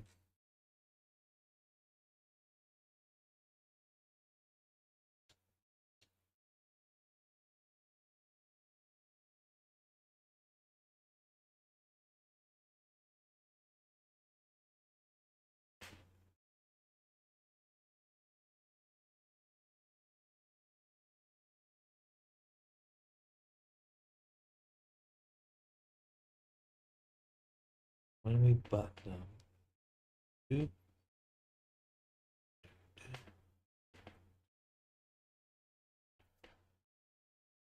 wouldn't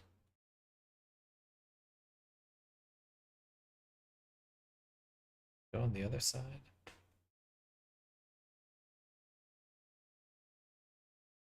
Um,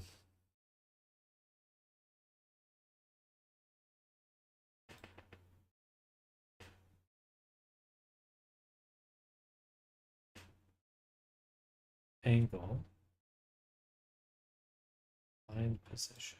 I guess I could flip it.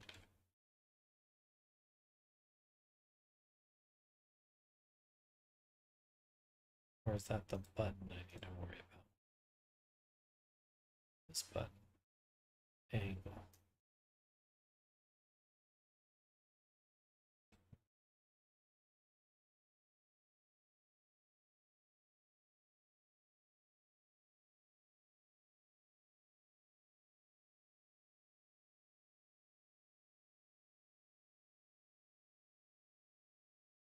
Stay.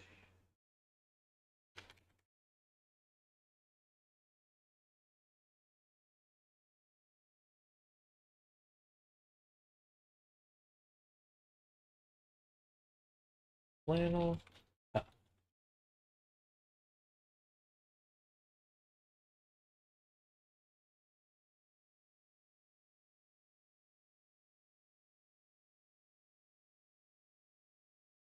2 buttons, 2 holes. And then it also has this pattern that connects on this like inside edge. Could that mean there's extra fabric here? I think that's a slightly more complicated flannel. Here we go.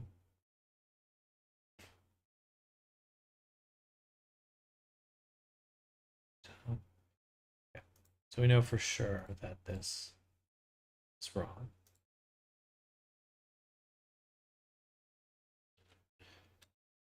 Fall down. The buttons should be on the back, outside. Ah. Aha. Okay. I see what part of the issue is. Issue is that this cut that we're making is not going to be on the bottom underside of the arm. So let's go ahead and reconnect these segments here. Or actually, I'll take the point and delete it, both sides, and go to Edit Sewing, select this, remove it, segment sew the whole thing again. Shloop. Cool.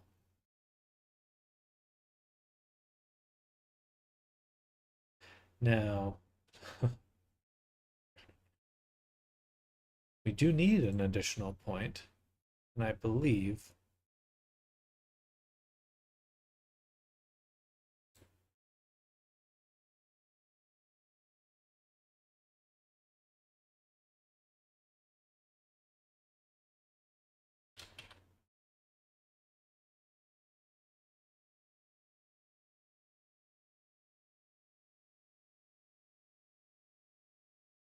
wow, that's not what I thought that'd do.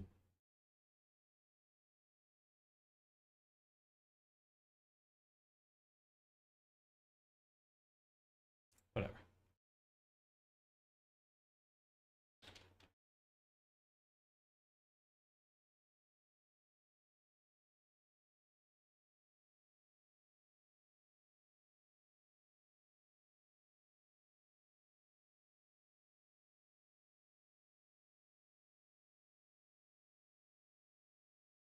Edit sewing. Take this, remove it. Segment sew this to this.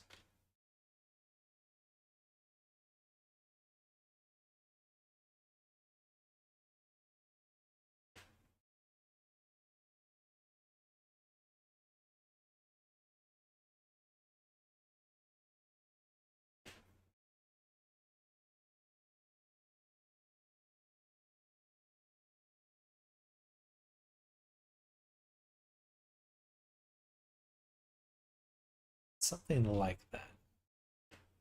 Very close to that.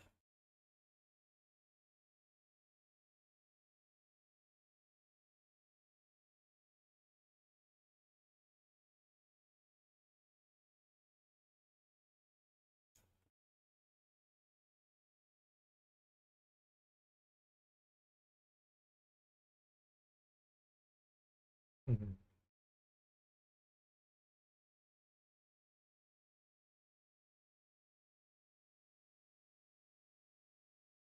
Ah, okay. Which means that sewing here has to be wrong. It would need to be this.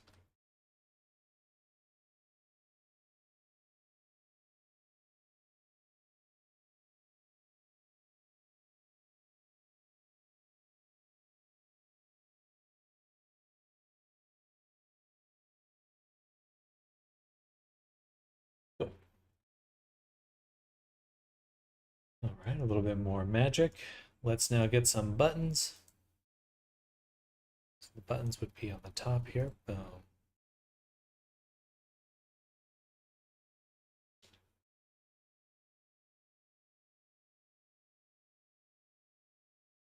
Boom. Boom.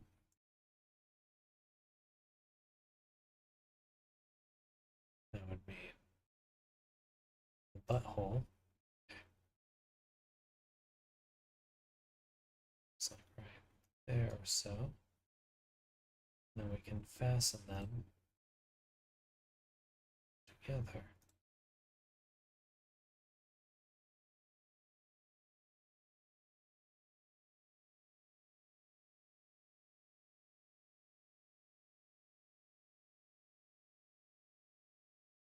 At least that's what I'd like to do.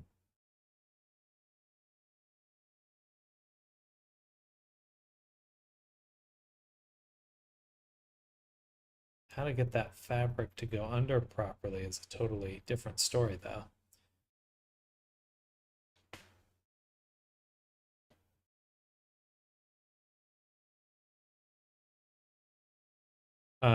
So we're gonna cheat then. Let's back up because that's just getting really annoying right now. So we'll do that. We'll add those, but then what I'll do is actually just create an internal line. Should be right next to the buttons, just past them really, right about there.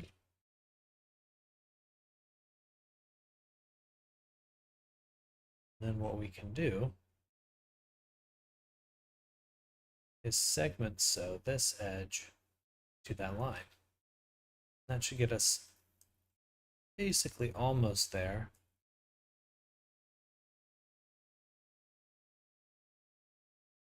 And then if I fasten them,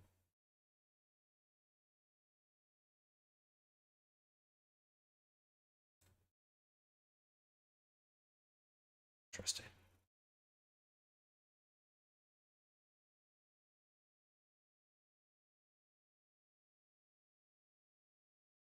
I think these are just too strong, I guess. What happens if I turn down got the thread length? That would help. Say 0.1, 0.01. Not by much. Turn off collision.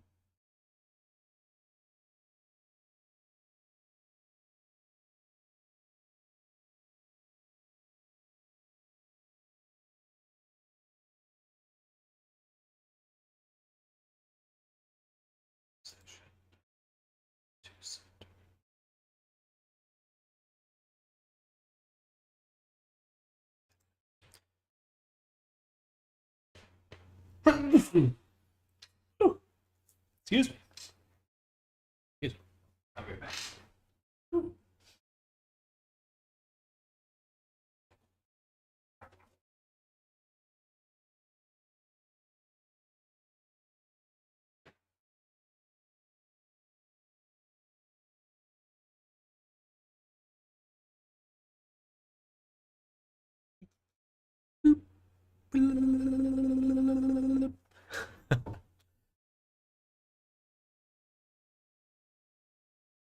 Man, the buttons suck.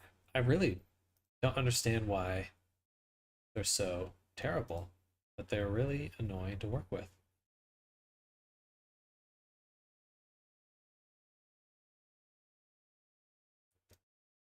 And look at that. It just goes right under. Maybe I just need more resolution.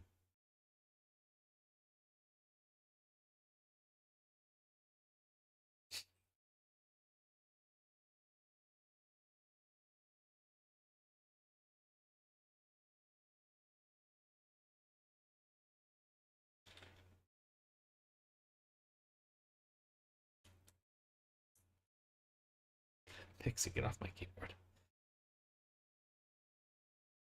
Yeah, I'm talking to you. Yeah, I'm talking to you. Goofball.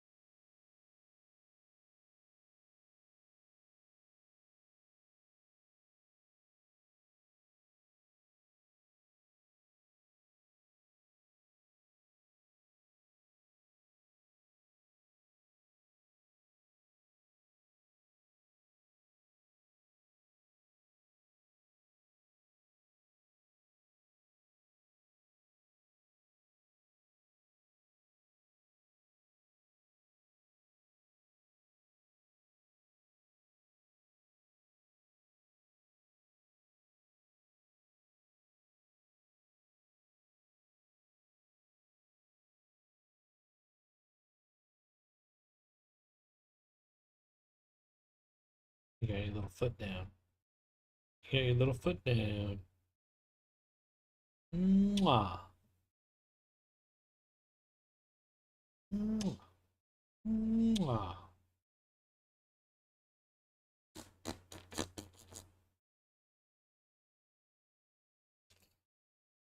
You okay?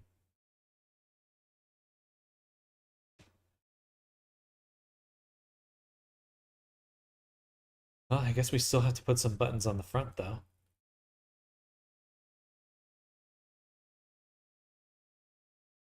You know what? We're gonna cheat on that one.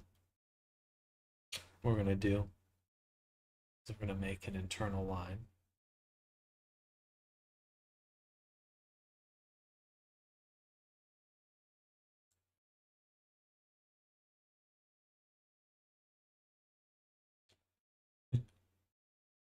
What are you doing, huh? Yeah. Pixie. Pixie.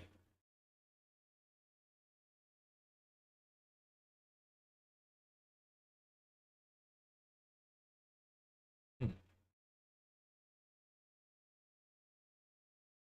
There's just not enough fabric. Much fabric. There we go.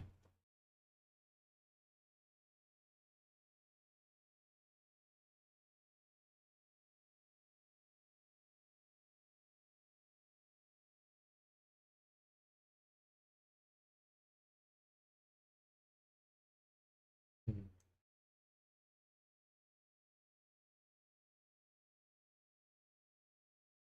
Interesting.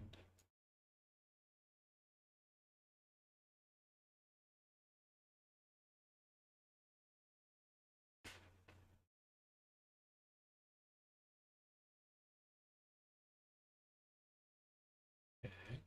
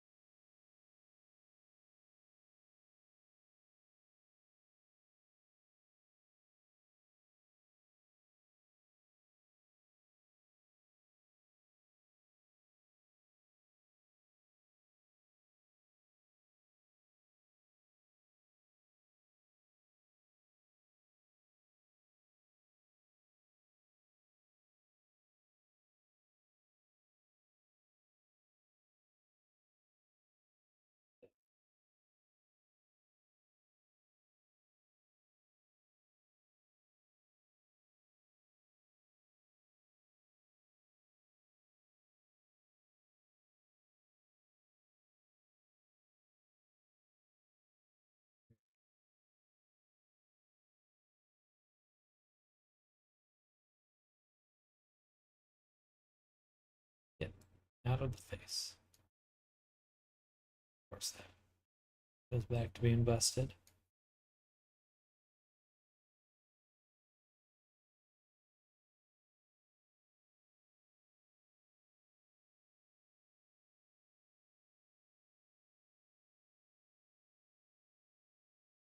There we go. All right. That was a lot harder than the other outfits. Still got a little bit more to do.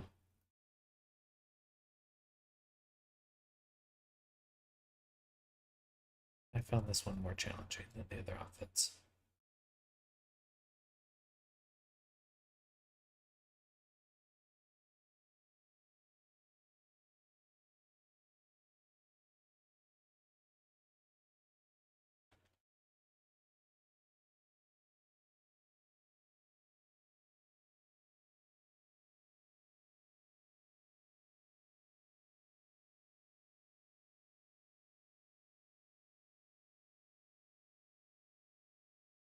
All that did was just make it longer there. Okay, let's get some pockets up in here. So we're going to make a visible or internal rectangle.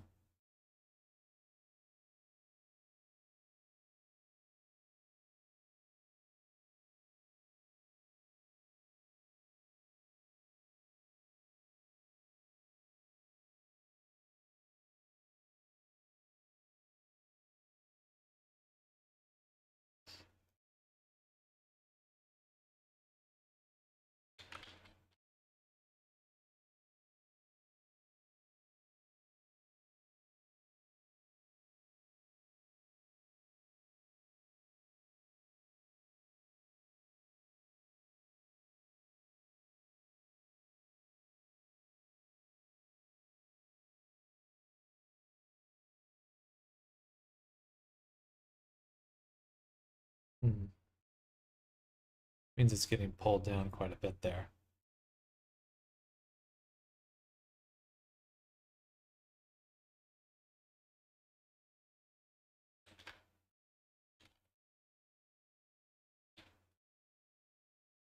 Oh, load. Come on.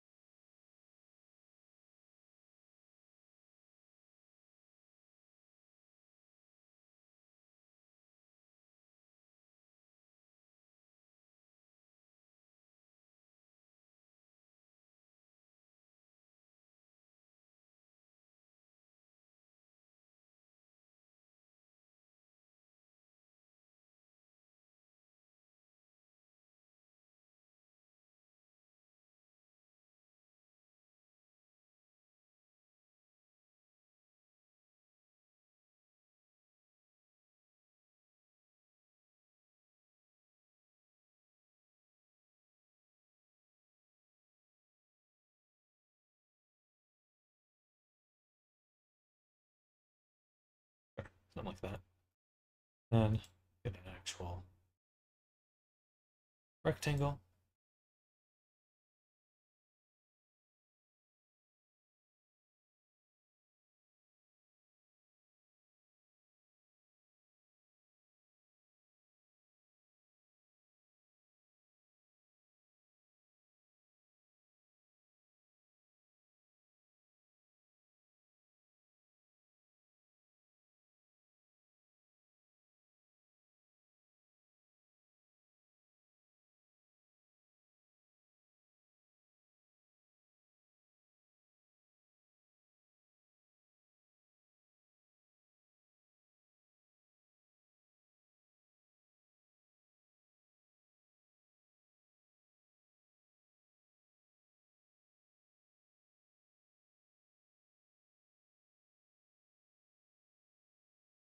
Yep. Let's make another rectangle.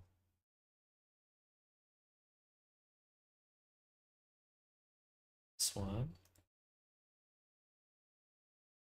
goes here.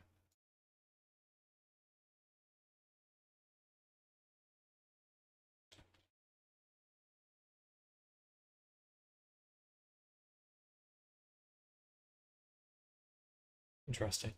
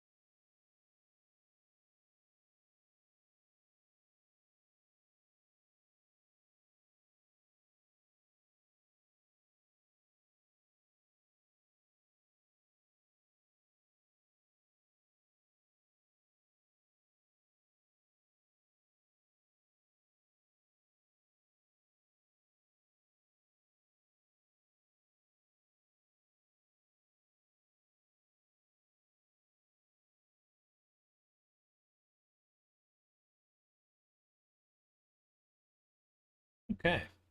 So now we can take both of these, right click, symmetric pattern with sewing. Beautiful. That really does make it easier. Should be a little bit lower. A little bit over too.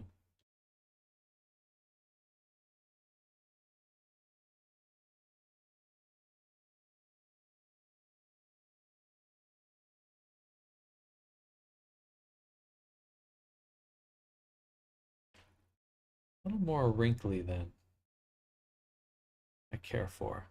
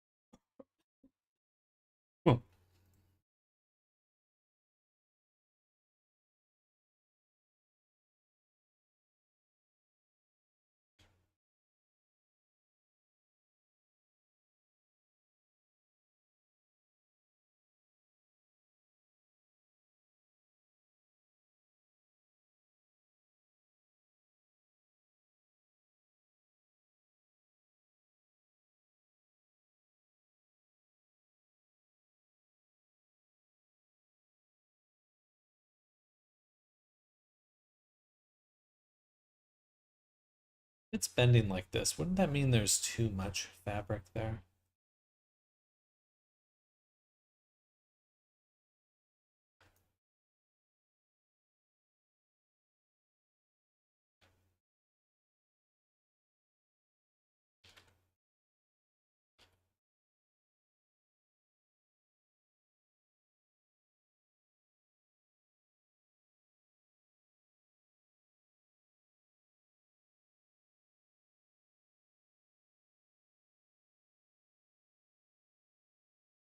Okay, let's just get this inside of the blender.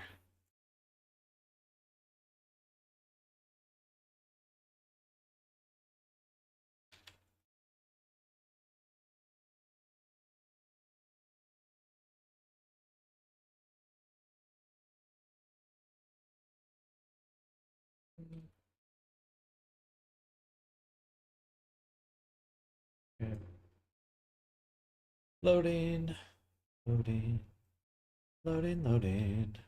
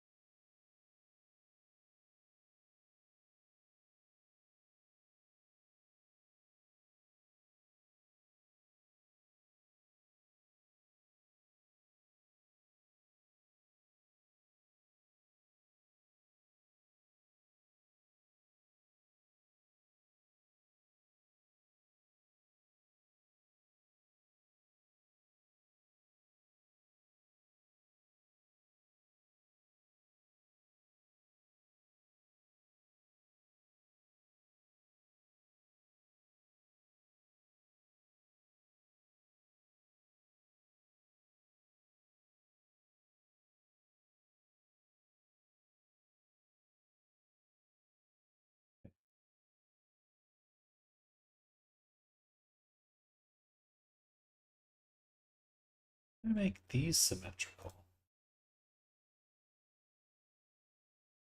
Second.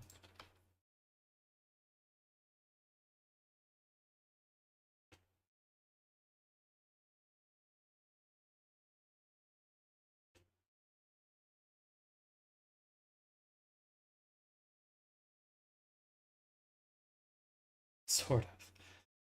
That almost worked.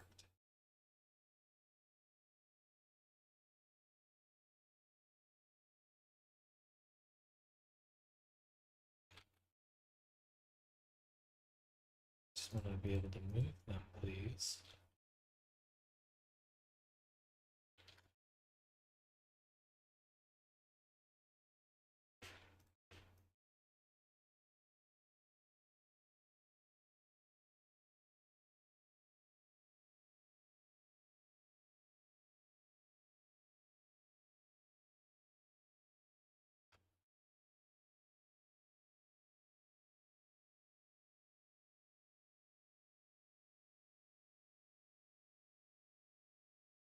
So why can Blender sculpt perfectly well across the X mirror even when the topology is all wonky after a remesh?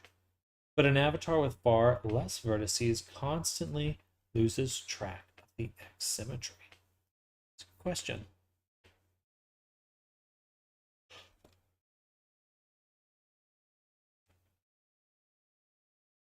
I know that in the symmetry options, there is a topology toggle. I don't know if that would make a difference in your case, but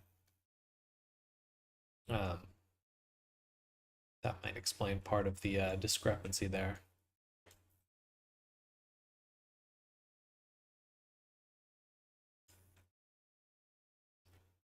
Excuse me.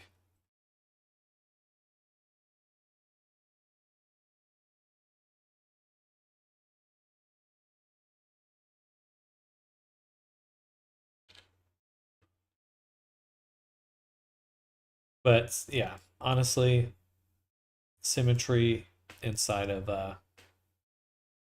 Blender is just really bad. It's so bad.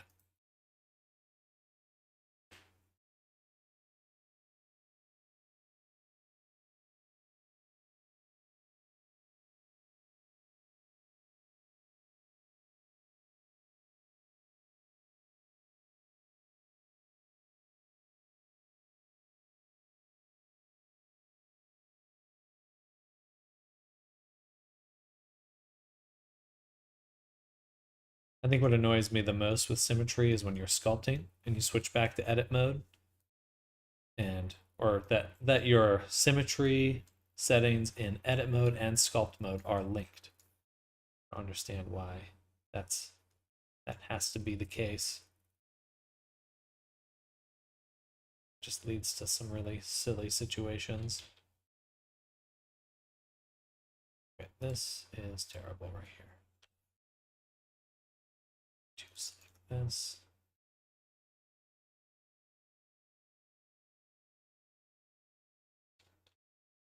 Segment so. Boom, boom.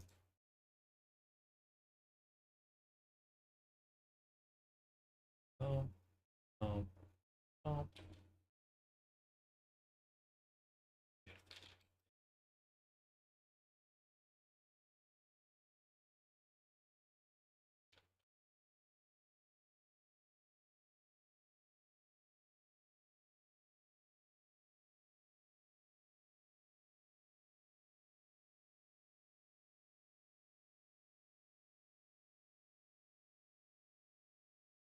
Topology mirror, whether you want it or not, depends on whether you have a single mesh or separate meshes, like eyeballs, as one will mess up the other. The X mirror on sculpting break in edit mode is one reason why I noticed this.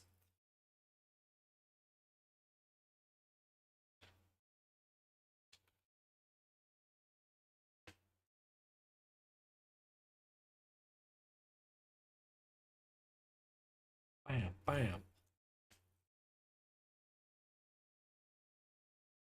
All right. It's a little, I feel like it should be a little bit baggier. No, I mean, he is so muscular. It's maybe a thicker material. Let's first do this. Give it the knit fleece for everything. Then move this fabric. We'll actually go to window, library, fabric. Do we have a flannel? We do. So why don't we try that one?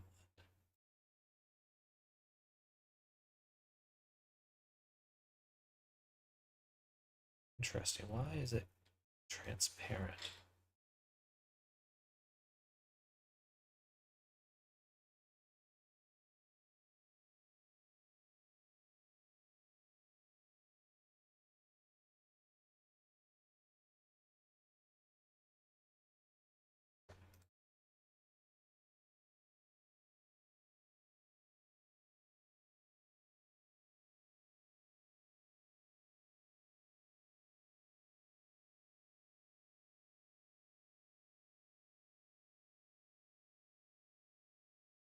All right, that actually immediately made it look a lot more correct. So good.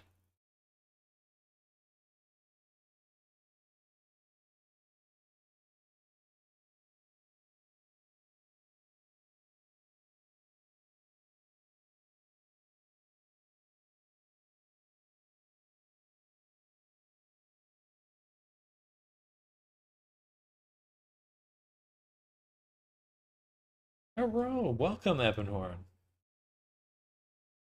Welcome, welcome. We're working on the flannel right now. Just about to get it into Blendor. Welcome, welcome.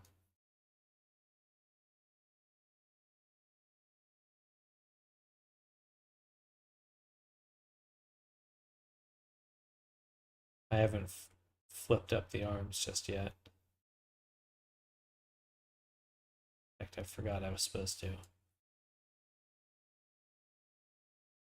It will look cooler. The flipped up flannel. Oh, nice.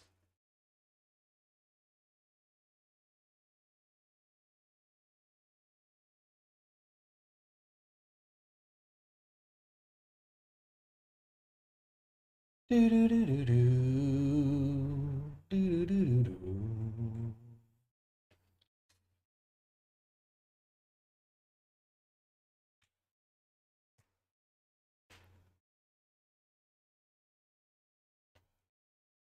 Ooh.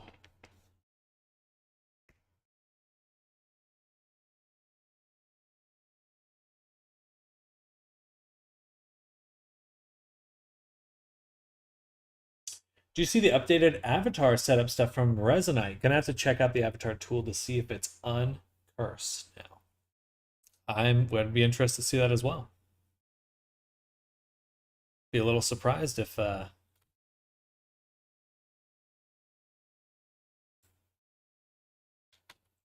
would be very pleasantly surprised if there were some changes.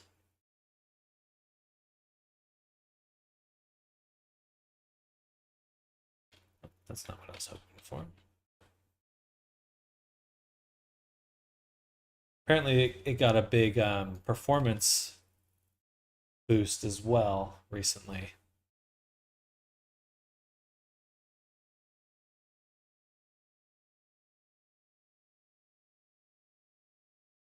Frankly, I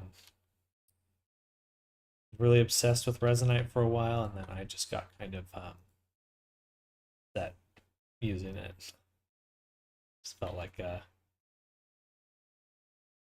it wasn't respecting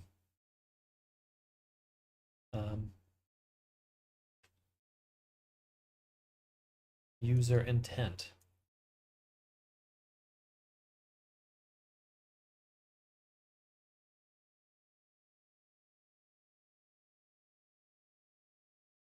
So we had a tool for setting them up, which then allows you to export a package where you can do toggles, etc. Video is very short. Saying okay.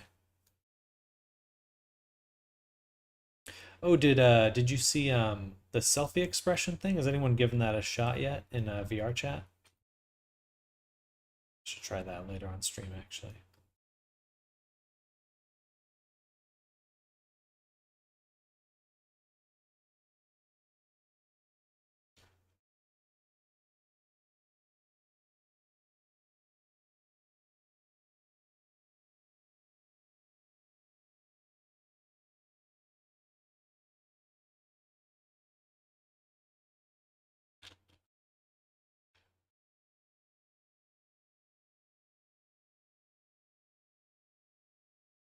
Rezo is the Linux of social VR platforms. Yeah, I had a quick look. It's pretty neat, but basic.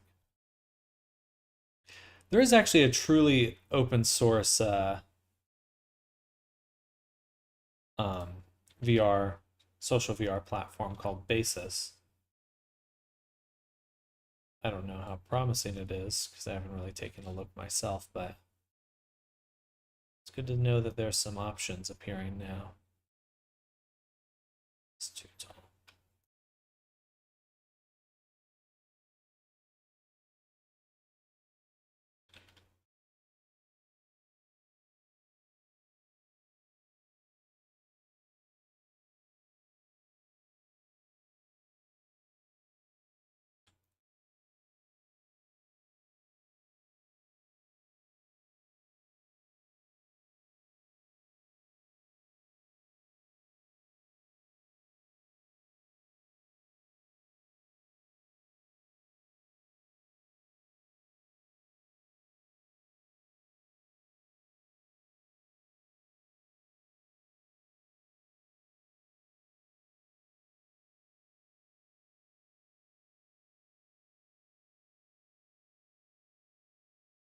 I had to toggle on eye tracking raycast to stop some enemies being cross-eyed, but it feels sort of like they shoved VC face into VRC.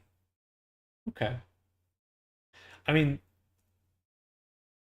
I think it's pretty promising if that's the case. Frankly, my life will be a lot simpler if you could do VTubing directly from VR chat.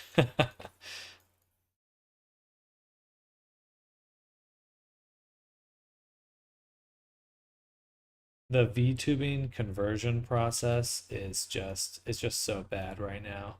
It is in such a terrible state. Frankly, just VTubing software is bad in general. It's just actually bad.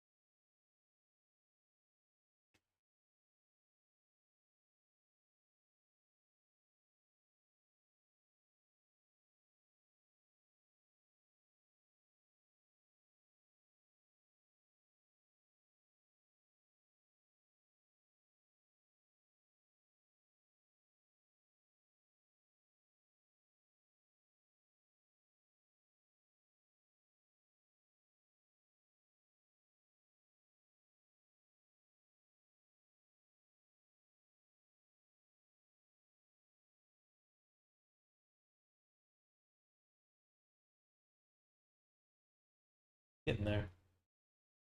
Getting there.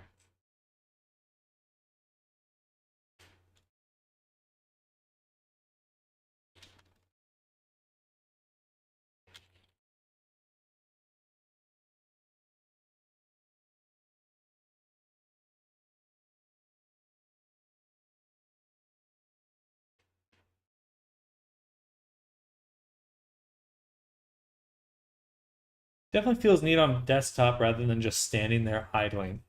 Yeah. I think it'll raise the bar quality wise just a bit.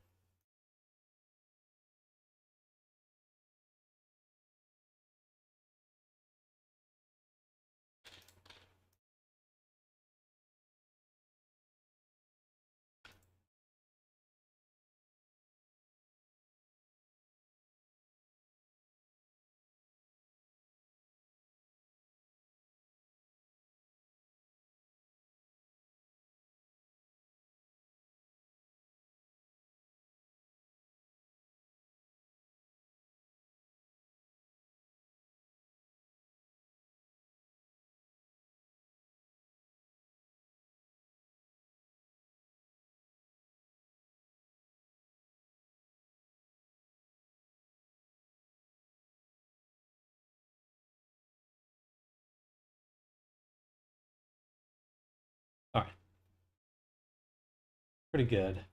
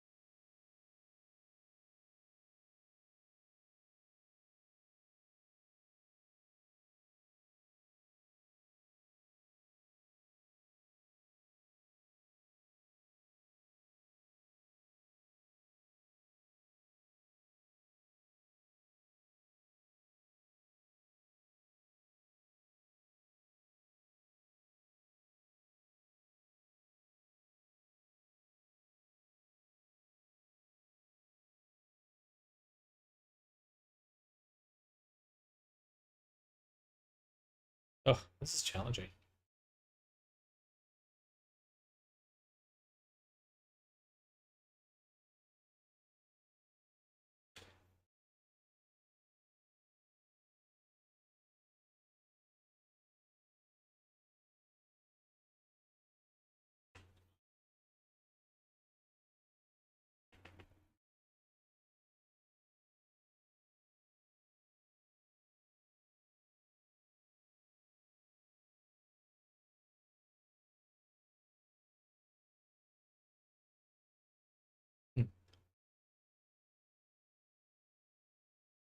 Can I?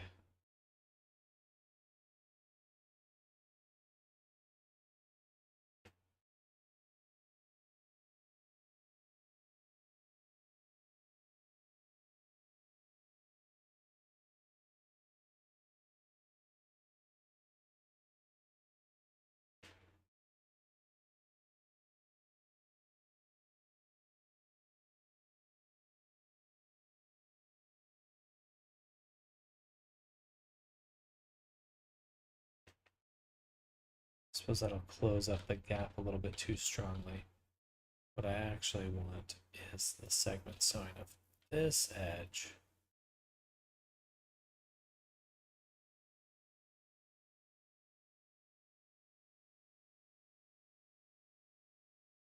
This length right there.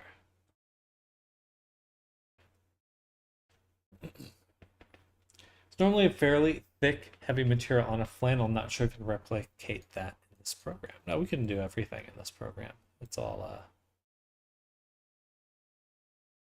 physical in this sense.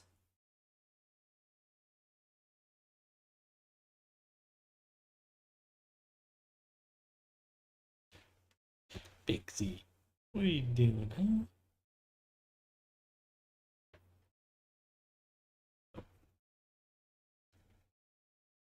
Hi.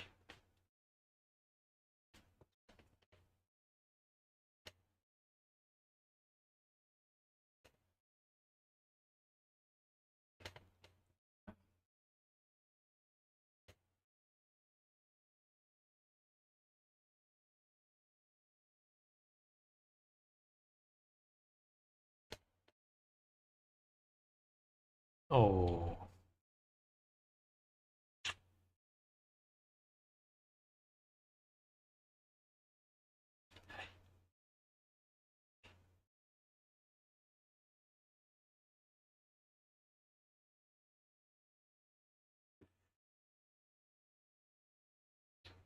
Yeah, she's a cutie pie. Kind of annoying. You're a little annoying. Just want so much attention.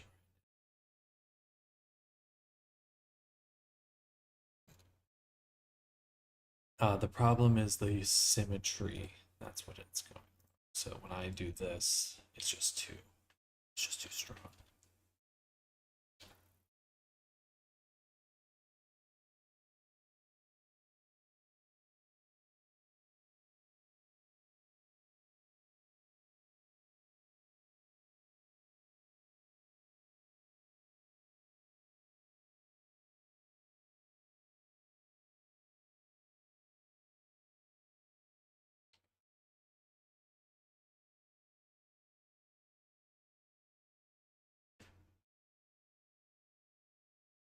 Load.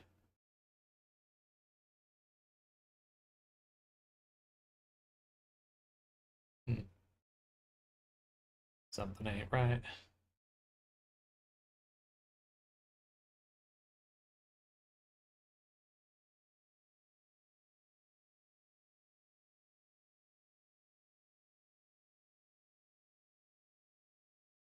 That's good. Oh, I see. It wanted me to select which one it is. I guess it's that one.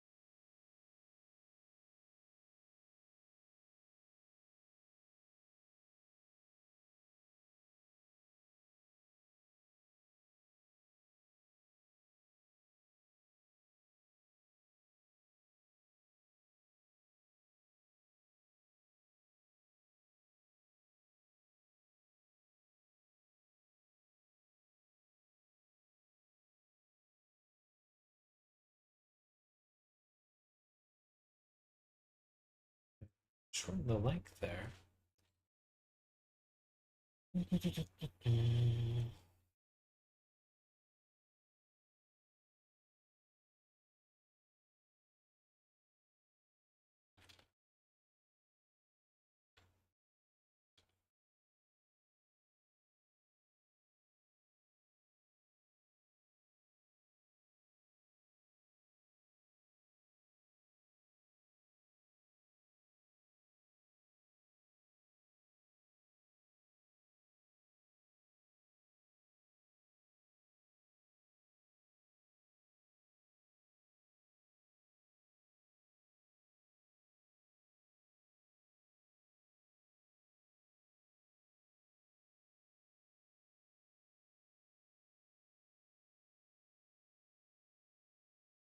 Stinky kitty breath. That's right, I said it.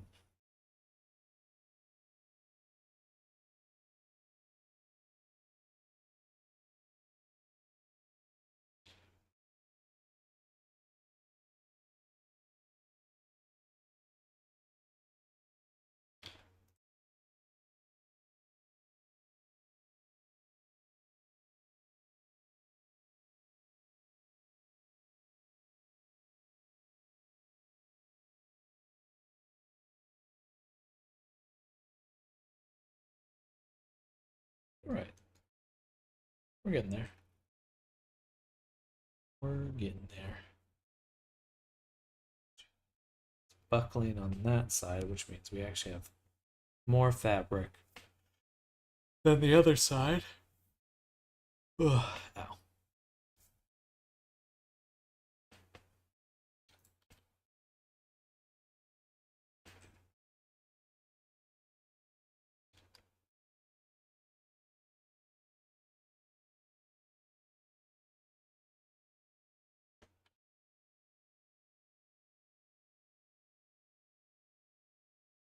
It's just exactly what I had a second ago.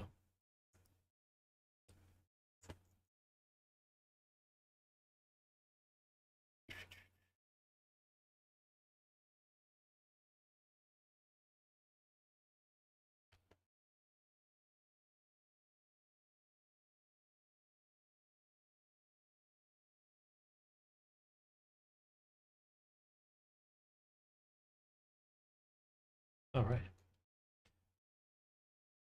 Up, up, up, above. Gotta go get ready for my biking session. Have a nice rest of your day. All. Same to you, Arctic. Enjoy your day. We'll catch you later. Bye. Bye, Arctic.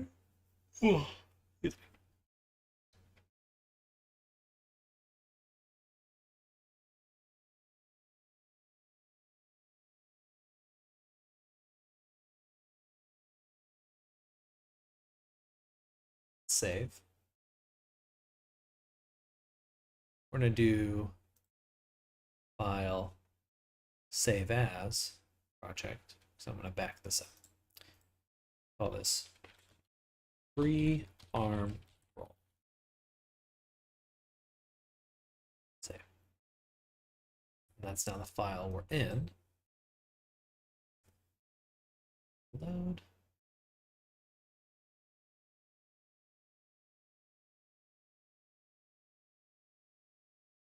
A little gap here still. Oh. Open recent. Open project. Booty.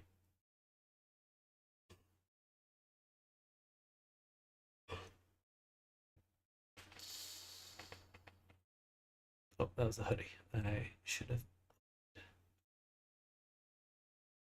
actually named that incorrectly.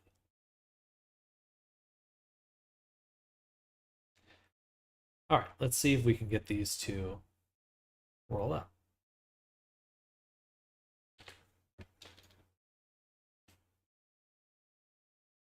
First thing we can do is just simply detach that little section there.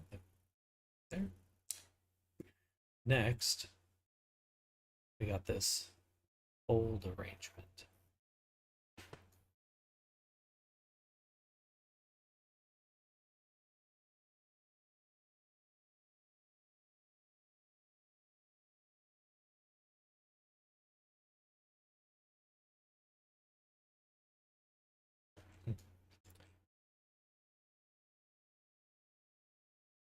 I guess this is not a candidate for folding. I guess we could try literally rolling it back.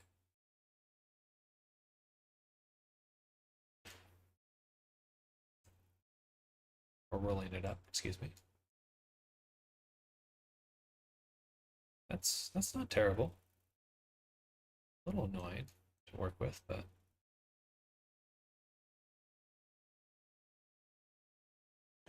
it's not awful. Eh, eh.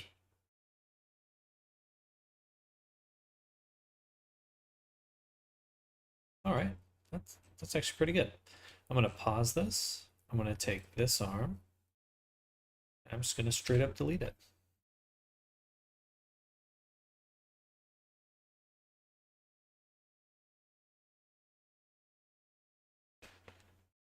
Also should have deleted these things. Then we'll select all these, right click, symmetric pattern with sewing. Will it retain the buttons? Yes. Okay, now they're both rolled up. And it'll save.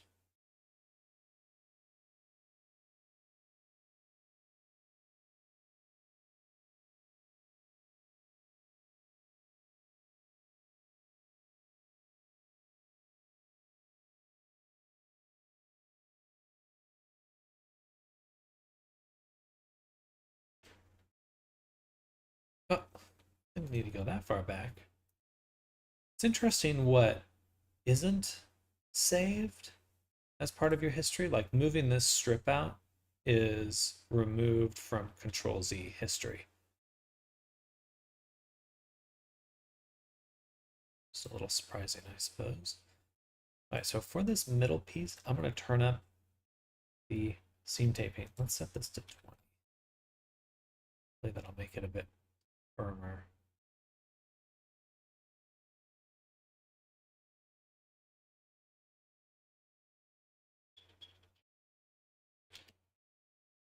All right, I got another 15 minutes or so. Ooh, I gotta start packing up for the day.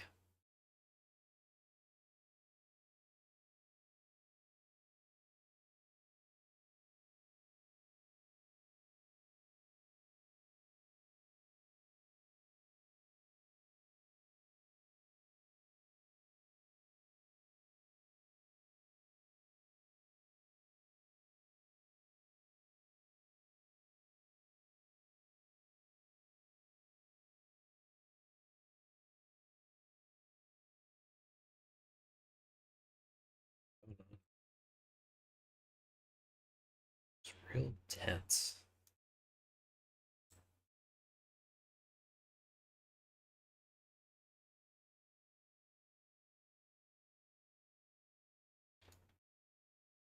If it wasn't for this gigantic hole, it looked pretty good. So I think I'm just gonna, for the sake of good texture, I'm just gonna delete that.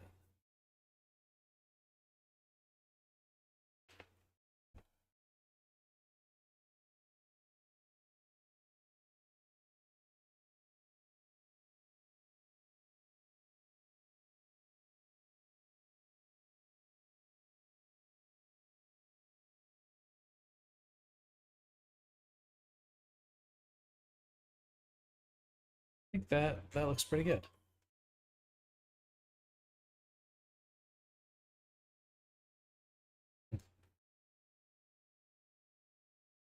Looking at this fabric here, though, on the front, it is really pulled up in the middle. It just really, really goes a lot further up than you'd expect. I think we just need more fabric on the neck because he's got just a extremely thick neck. So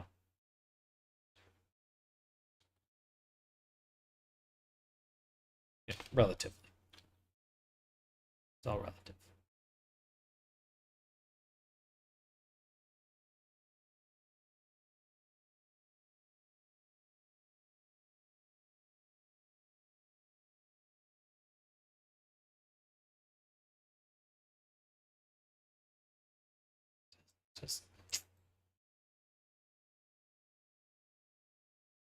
Just makes really bunched up fabric there.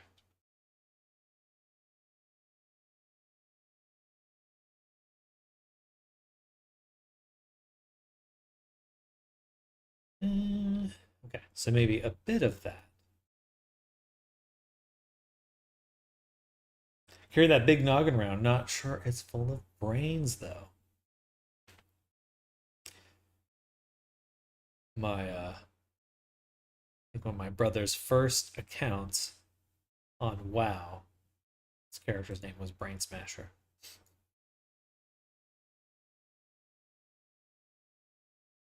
Just reminded me. He was a Tauren as well, so.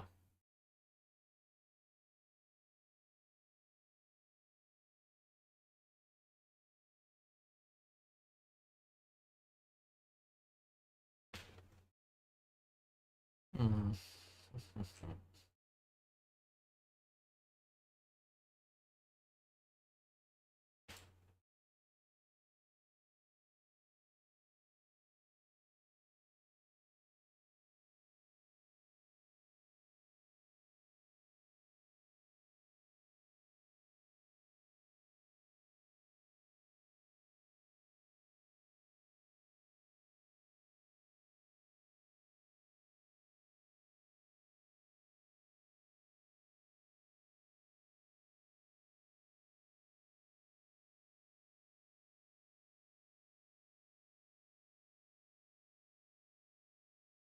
Hopefully, other people's brains.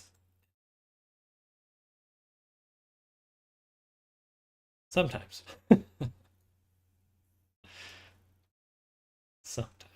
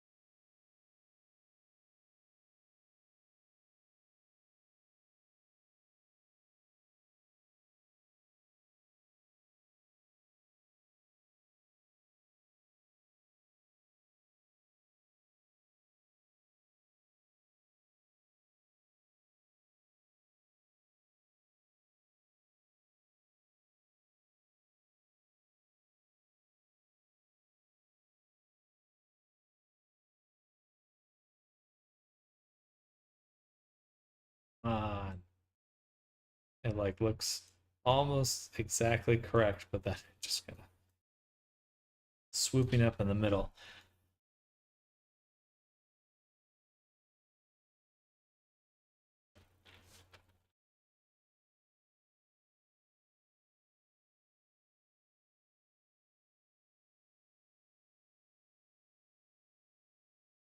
Just gonna delete this really quick just to see how it behaves without this piece.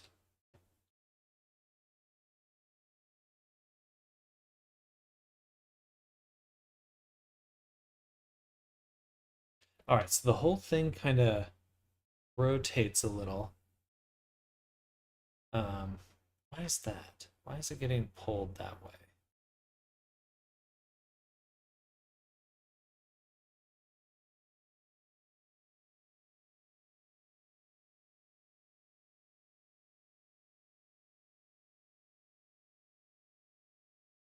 I guess I mean, I just had this middle piece longer and it didn't really seem to make much of a difference in how it's getting bunched up. But the chest is quite broad. Ah, okay. So it is getting pulled out or pushed out in the middle. It's like getting pushed up and out. So I think we will, just to make it look correct, actually require a longer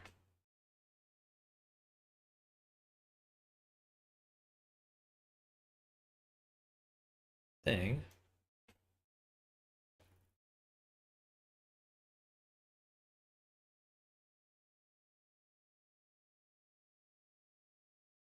It's still quite bunched up there. Can I even this out?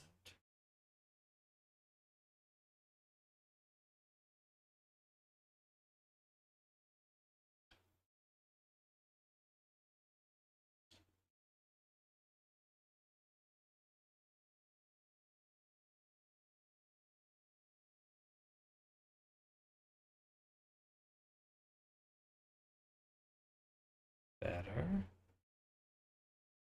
It's really about if we could bring these together.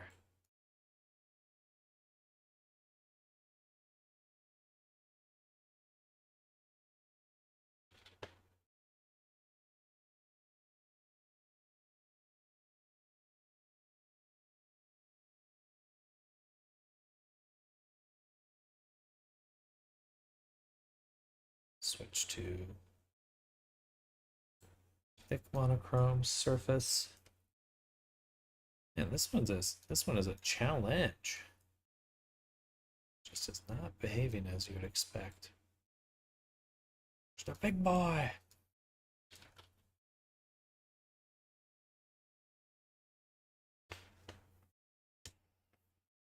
feel like so close.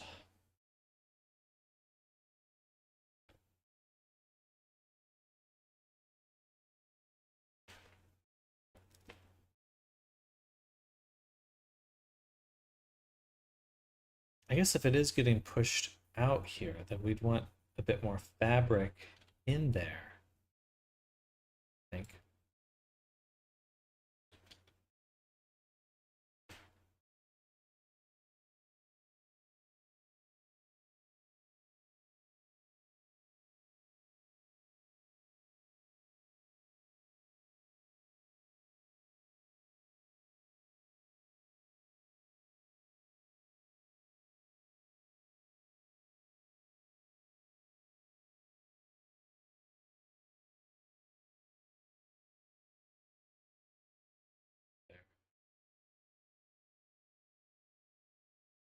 Oh, okay. I see. I see what's happening. Deceptive.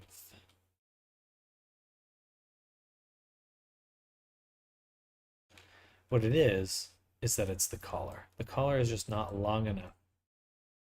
It can't actually let the shirt relax enough to rest down.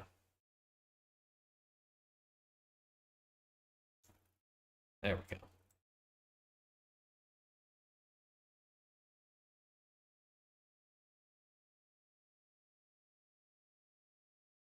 So I kept adjusting the collar, expecting that to kind of happen, but like the actual edge of the shirt where the collar is, but the collar itself was pulling things together. Yes, is that right? Oh, big old kitty stretch. You're falling. You're falling. There you go.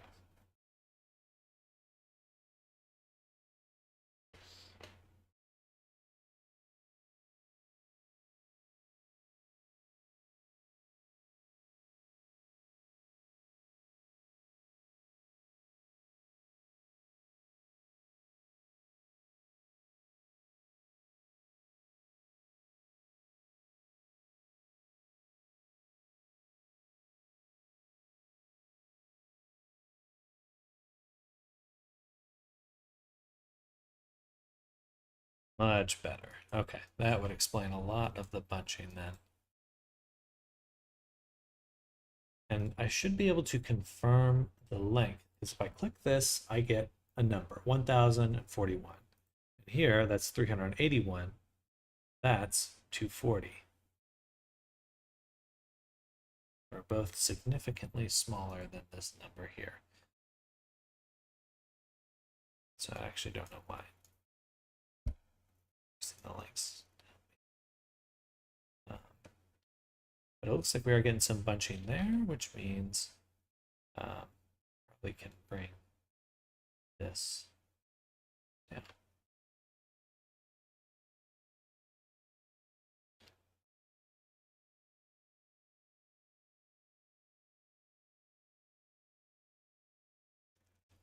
Maybe not.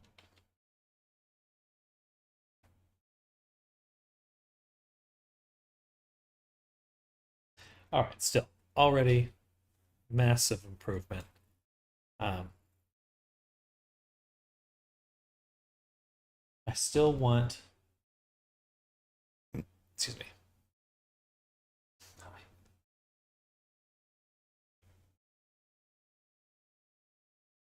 The edge that was going to go here.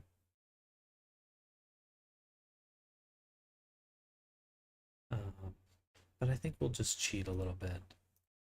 Segments. So this to here. Will that be symmetrical? Yes, it would symmetrically merge it. Can I not do that? Right click and do that. Can I change this tension? Set sublayer.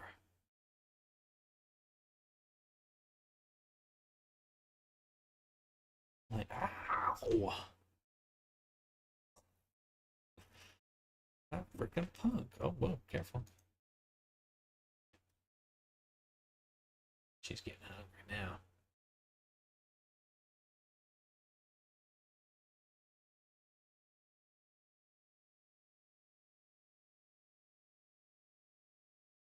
Okay, let's see how that goes. Yeah, that's what I expected. You gonna get down or what?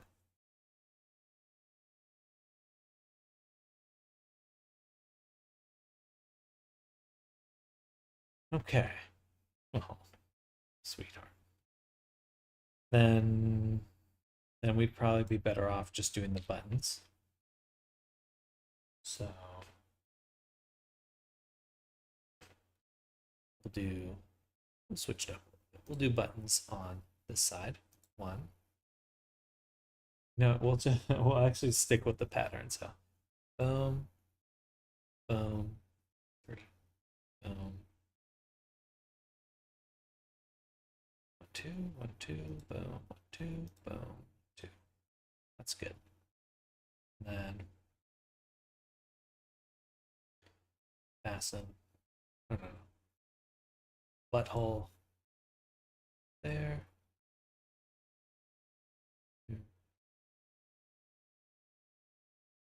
There. There. There. Fasten. Boom. Boom.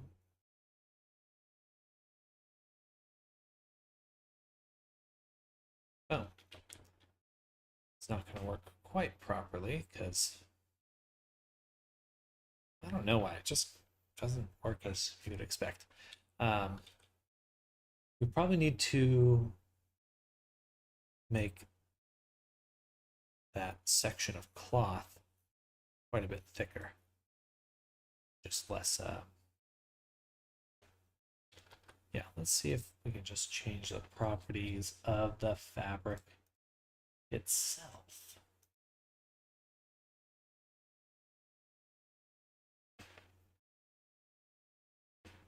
Thickness, 3 millimeter. That doesn't help.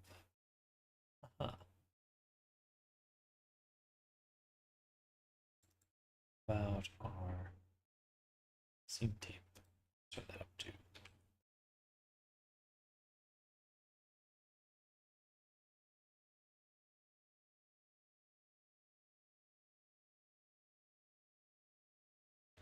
Still not what you'd expect. All right, let's see if we can edit the buttons themselves.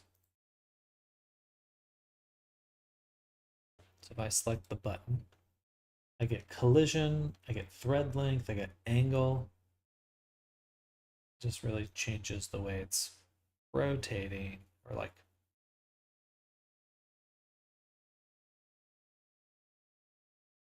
not quite what I'm doing.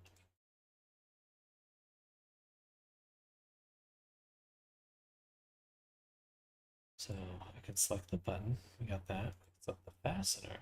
Bind position. Oh yeah.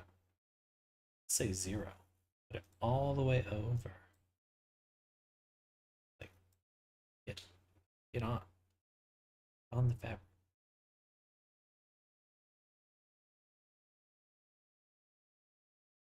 Get the heck on there. Great.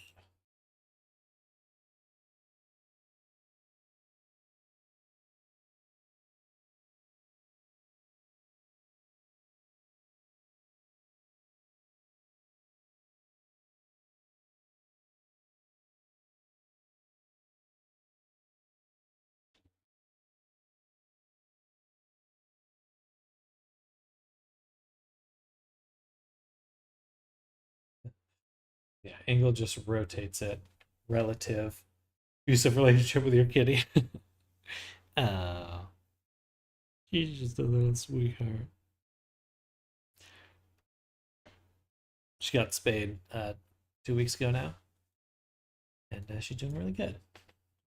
Really good. You know what? Maybe I actually just don't have enough buttons.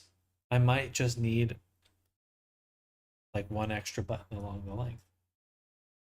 Because he is gigantic, so it would make sense that he might have another button.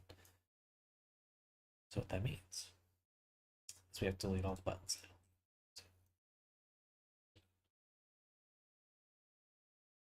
And we'll do something a bit smaller in amount. So I think I might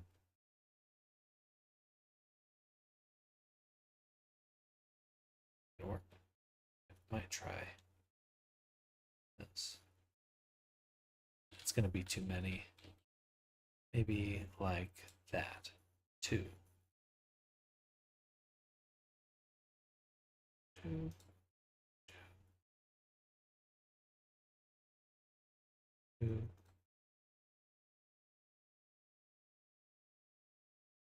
Hello, Kabar. Welcome. Hello again, dude. The messages from YouTube are not showing. Oh, interesting.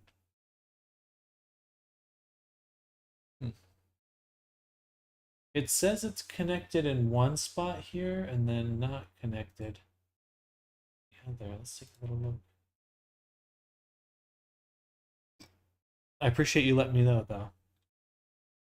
I've got YouTube, chat settings.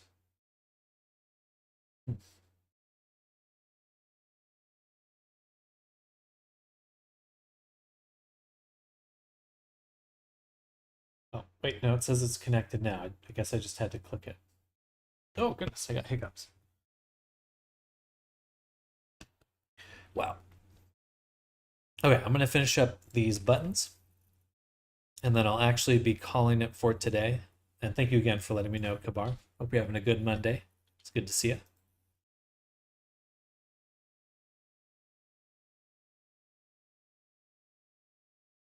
Ooh, oh, cat just yawned. Yeah, that is some fishy breath.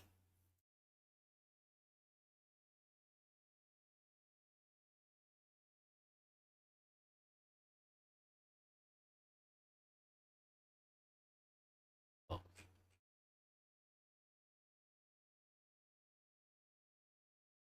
fasten. Boom, boom, boom, boom, boom.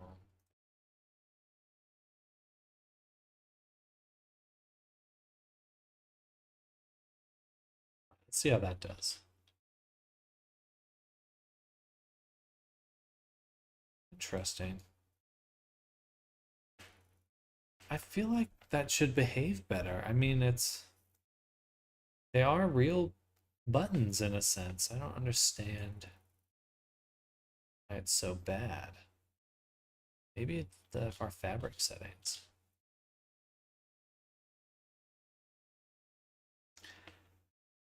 Kavaratrik's very admirable that he tells it as if he were here. Kavaratrick, you deserve more subscribers than you have now, dude.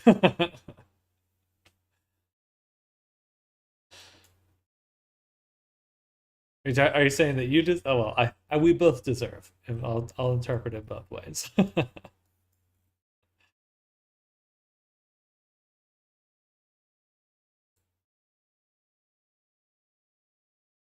Thread length, angle.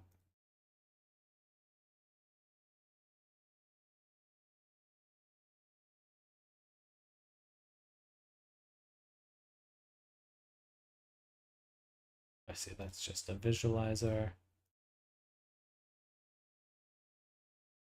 Oh, wait. These settings here are totally different than what I was just looking at.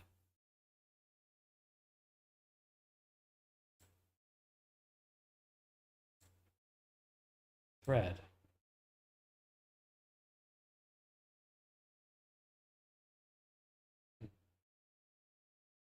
Thickness. Thread type. Parallel.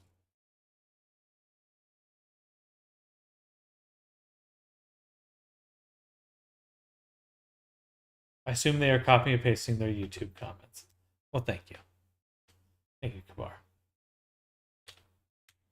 I'm trying. I think a big part of getting more subscribers would just be like doing more things like sharing my videos, me personally sharing my videos and stuff. Uh, so I think there's a little bit more I can do, but I'm hoping to really grow my stuff for the next few months, and, however long.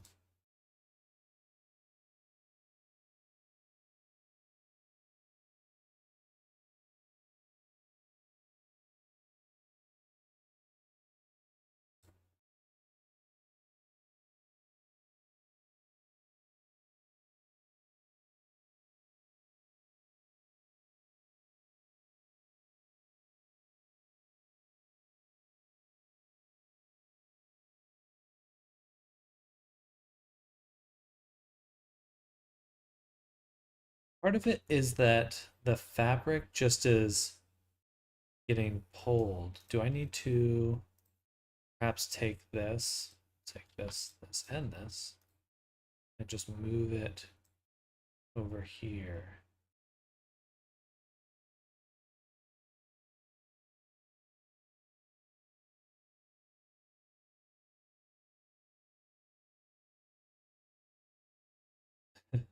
That button is barely hanging in there. Ooh, that's probably why. It probably is just a little. It's straining too much. That button is clinging on.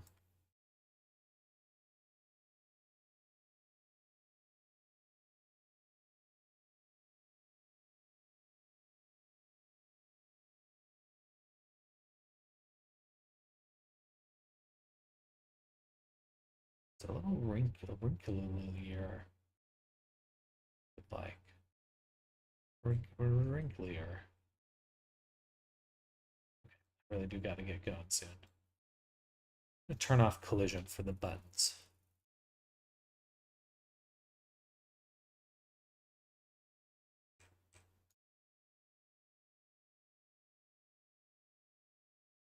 Ah, and then it's probably also, I did add additional thickness to the fabric. I believe it was like at 0.25 earlier. So that will make a difference. Because then both the fabrics have like a distance that they are. And that must be getting pulled around.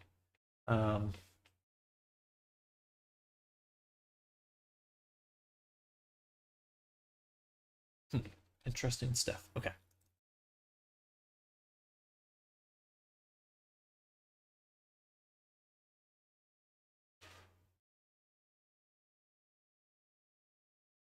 It didn't make as much of a difference as I. Just two additional thickness there. Usually this is like 2 something.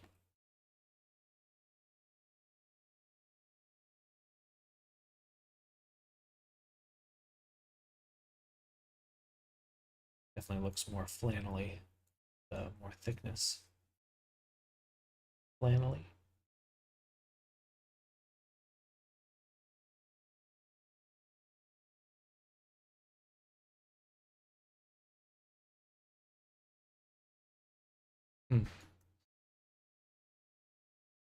What else can I do? I don't have the time to figure it out right now, unfortunately. I think I just got to keep playing around with it. Close, but not quite there.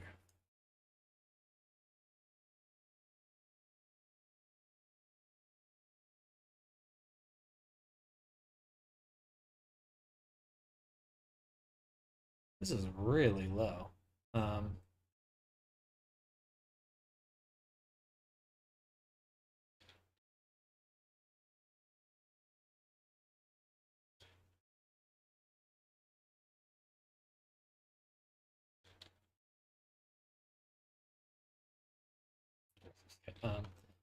yeah, too much.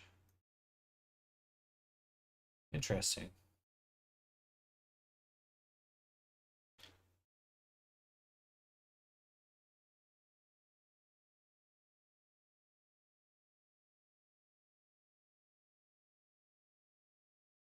It's definitely too much, but right around that. That.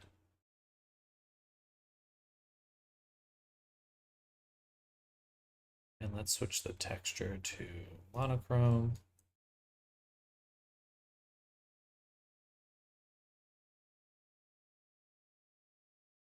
Let's also turn on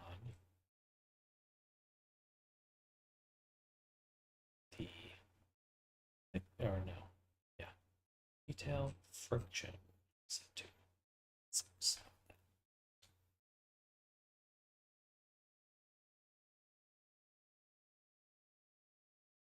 It does feel like everything is kind of getting pushed.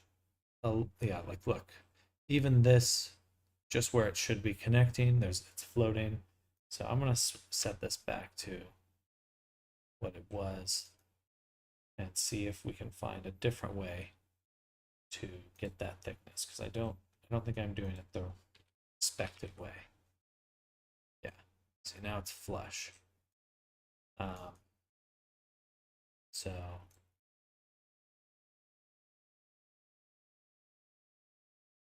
that doesn't seem to have helped my buttons.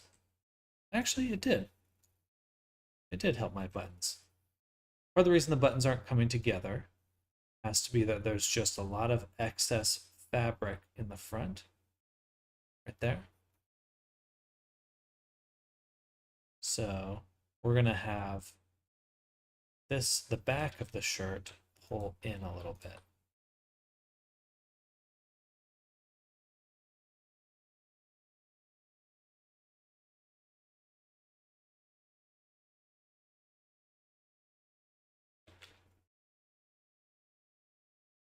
and also the front.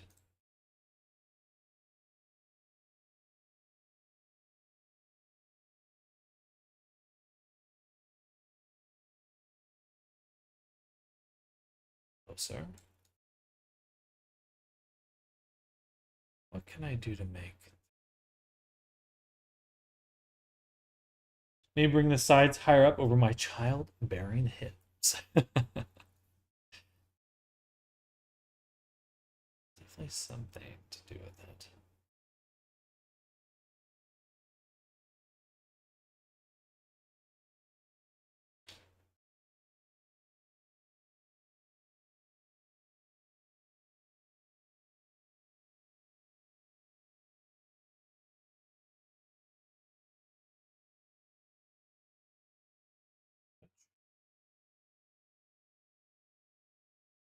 Too much.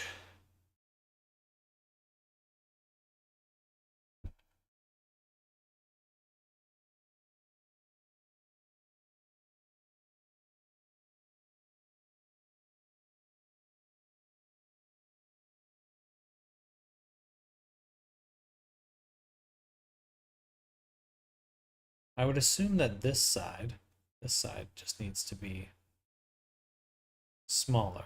Because if it was shorter, it should just go straight down. Let's do both sides for that. Bam. Bam. Just those.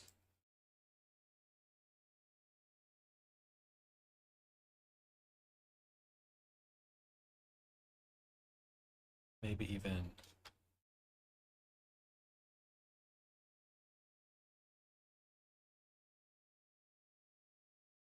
oh, there we go. Okay. Man, so many things to push and pull. And then when you finally find it, it's like, ah, it's working now.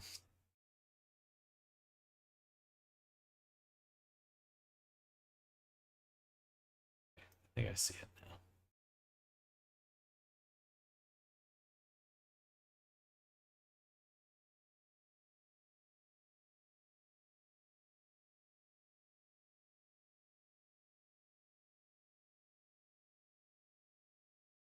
I'm going to delete the bottom buttons here.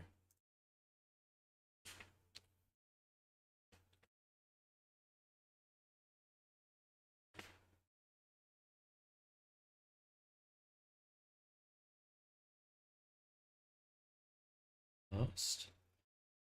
Still need to pull this one back.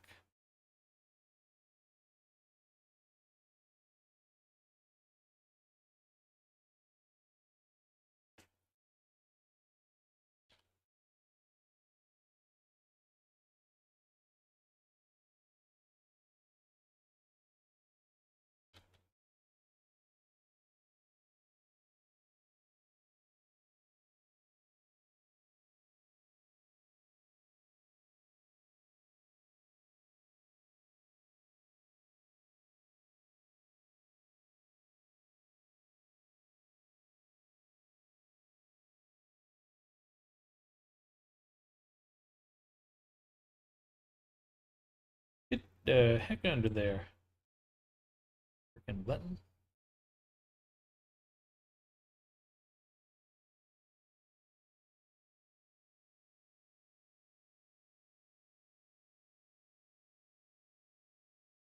Oof, the buttons are hard.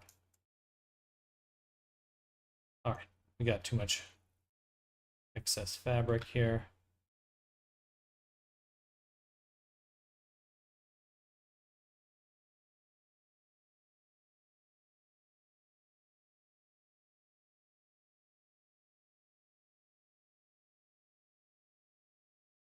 Okay, at least the buttons are looking good.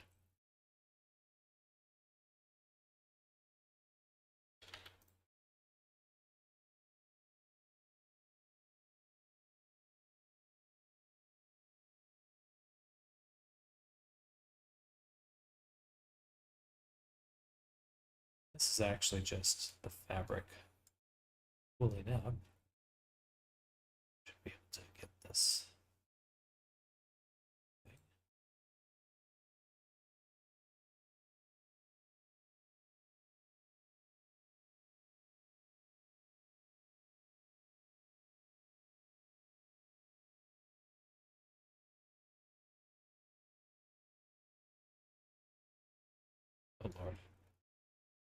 Collars are so annoying.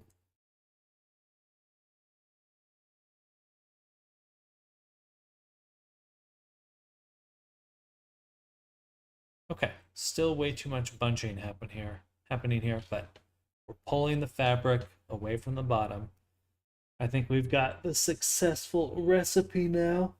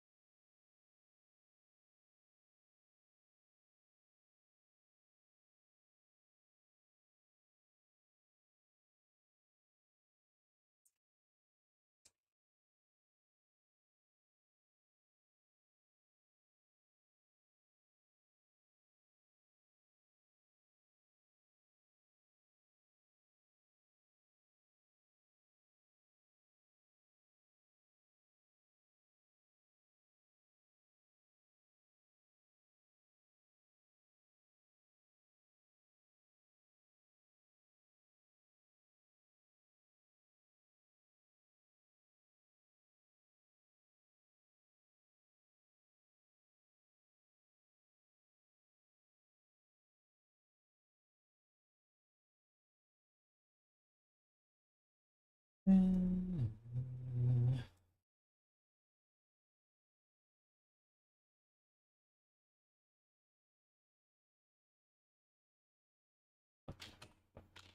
trying to add a bunch of points. Just give me the freaking thing.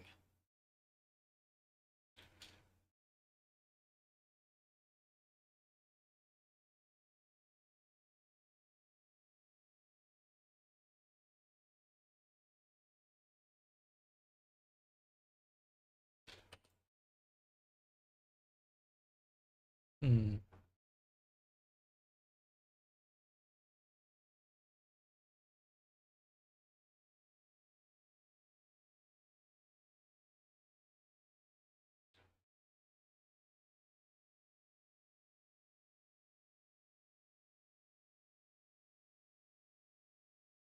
Better.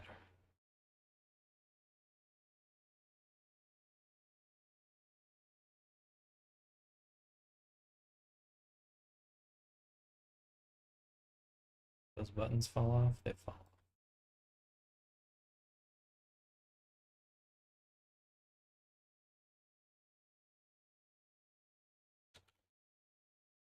But I actually want to make it a little bit longer. I don't think I want it to be so short. A little bit longer.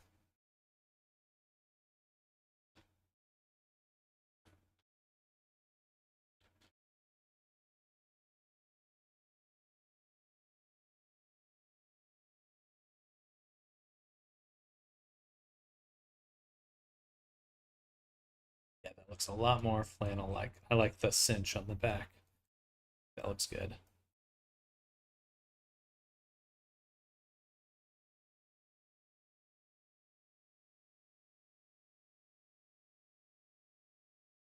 Flannel crop top. I don't hate the idea, lol. Oh, she's so cute. She's so sleepy too.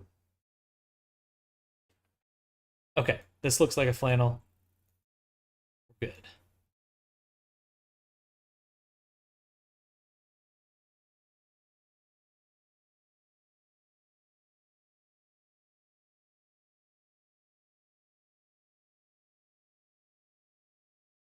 Let me under.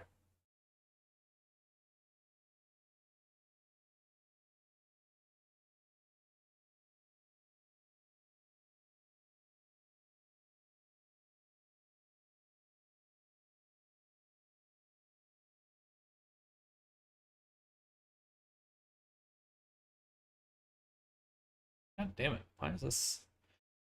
Man, I really hope they come out with like some VR interface because this program would be so much easier if you could use two VR controllers, like pull in a piece of fabric in two spots at once. Be so useful.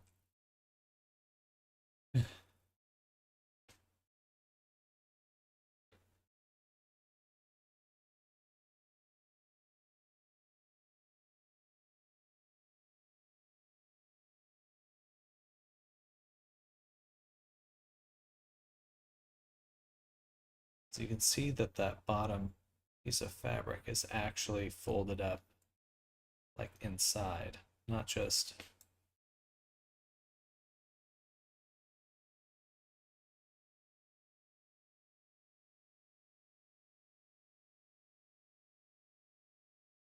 I get it.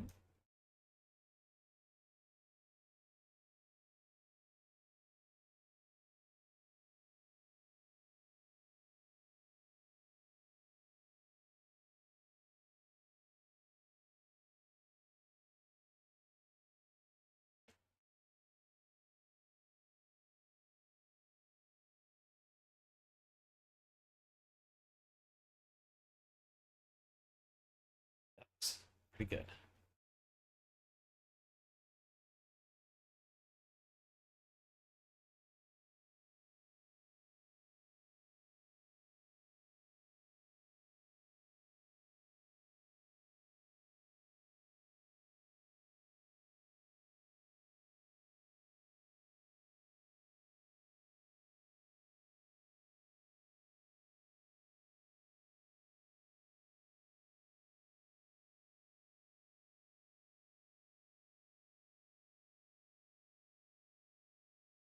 I don't think it's possible to avoid some of the bunching that's happening because a lot of it is actually just from uh,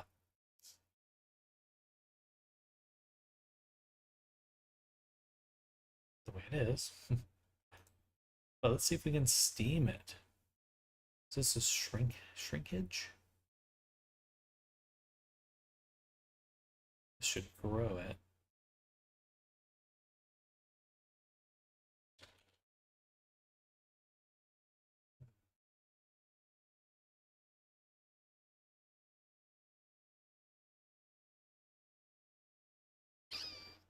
Not many settings for this one. Size, hardness, 0.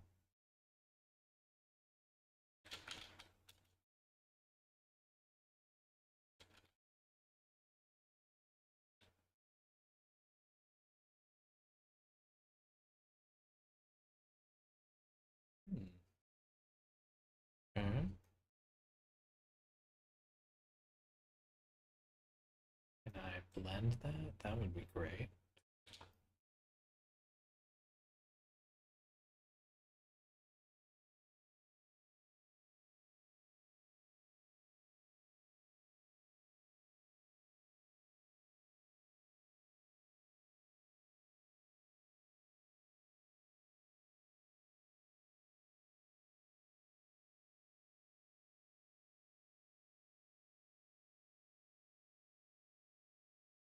Oh, okay.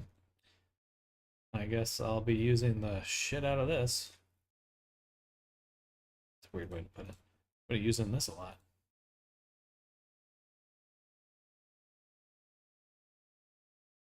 It's a little too fresh sharp. But I did fix that up quite nicely. Wish there was like a blur feature for this. Set it to 0 really quick.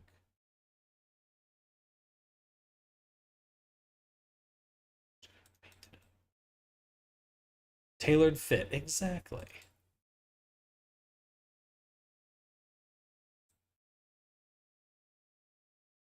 Is hardness opacity? Can't tell. I feel like it's still behaving very differently. Um,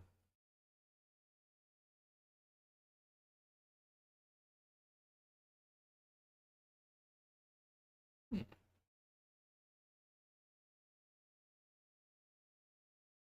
Let me just try removing it really quick. Turn down that hardness. And then for the shrinkage, we'll do -5.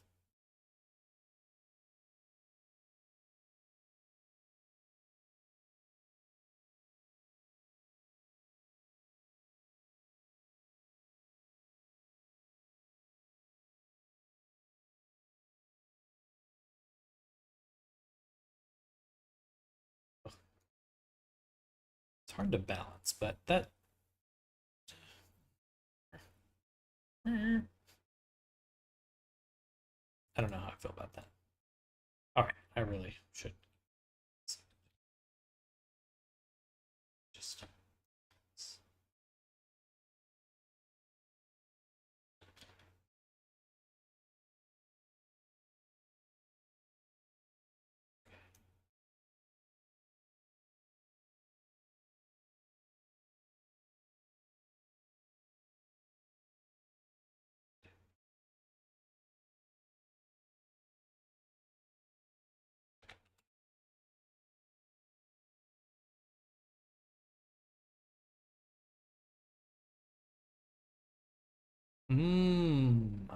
I kind of see that's working now. Man, if I could smooth, like just blend it or something.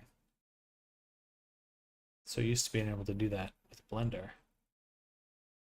Awesome.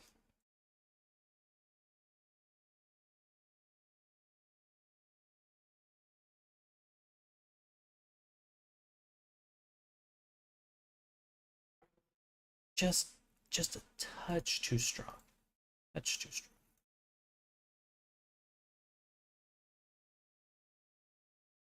All right, I like that. I'm gonna save here, and I gotta get going. Thank you everyone who's been hanging out. Hope you're all having an amazing day. When we get back tomorrow, we're gonna finish this shirt, get it textured, get it rigged, get it in Unity, and then I think by the end of tomorrow, we'll basically be done with the PC outfits. And then probably a good chunk of just iterating. I expect by Wednesday, we'll be starting all the quest conversions for our outfits. So we're making good progress. But Ebonhorn, anyone else that's lurking out there, Kabar, Arctic, Ariso, anyone else. Hope you're all having an amazing day. Thank you for hanging out. Enjoy the rest of your Monday. I'll see you tomorrow. Bye, Evan. Bye, everyone. Bye.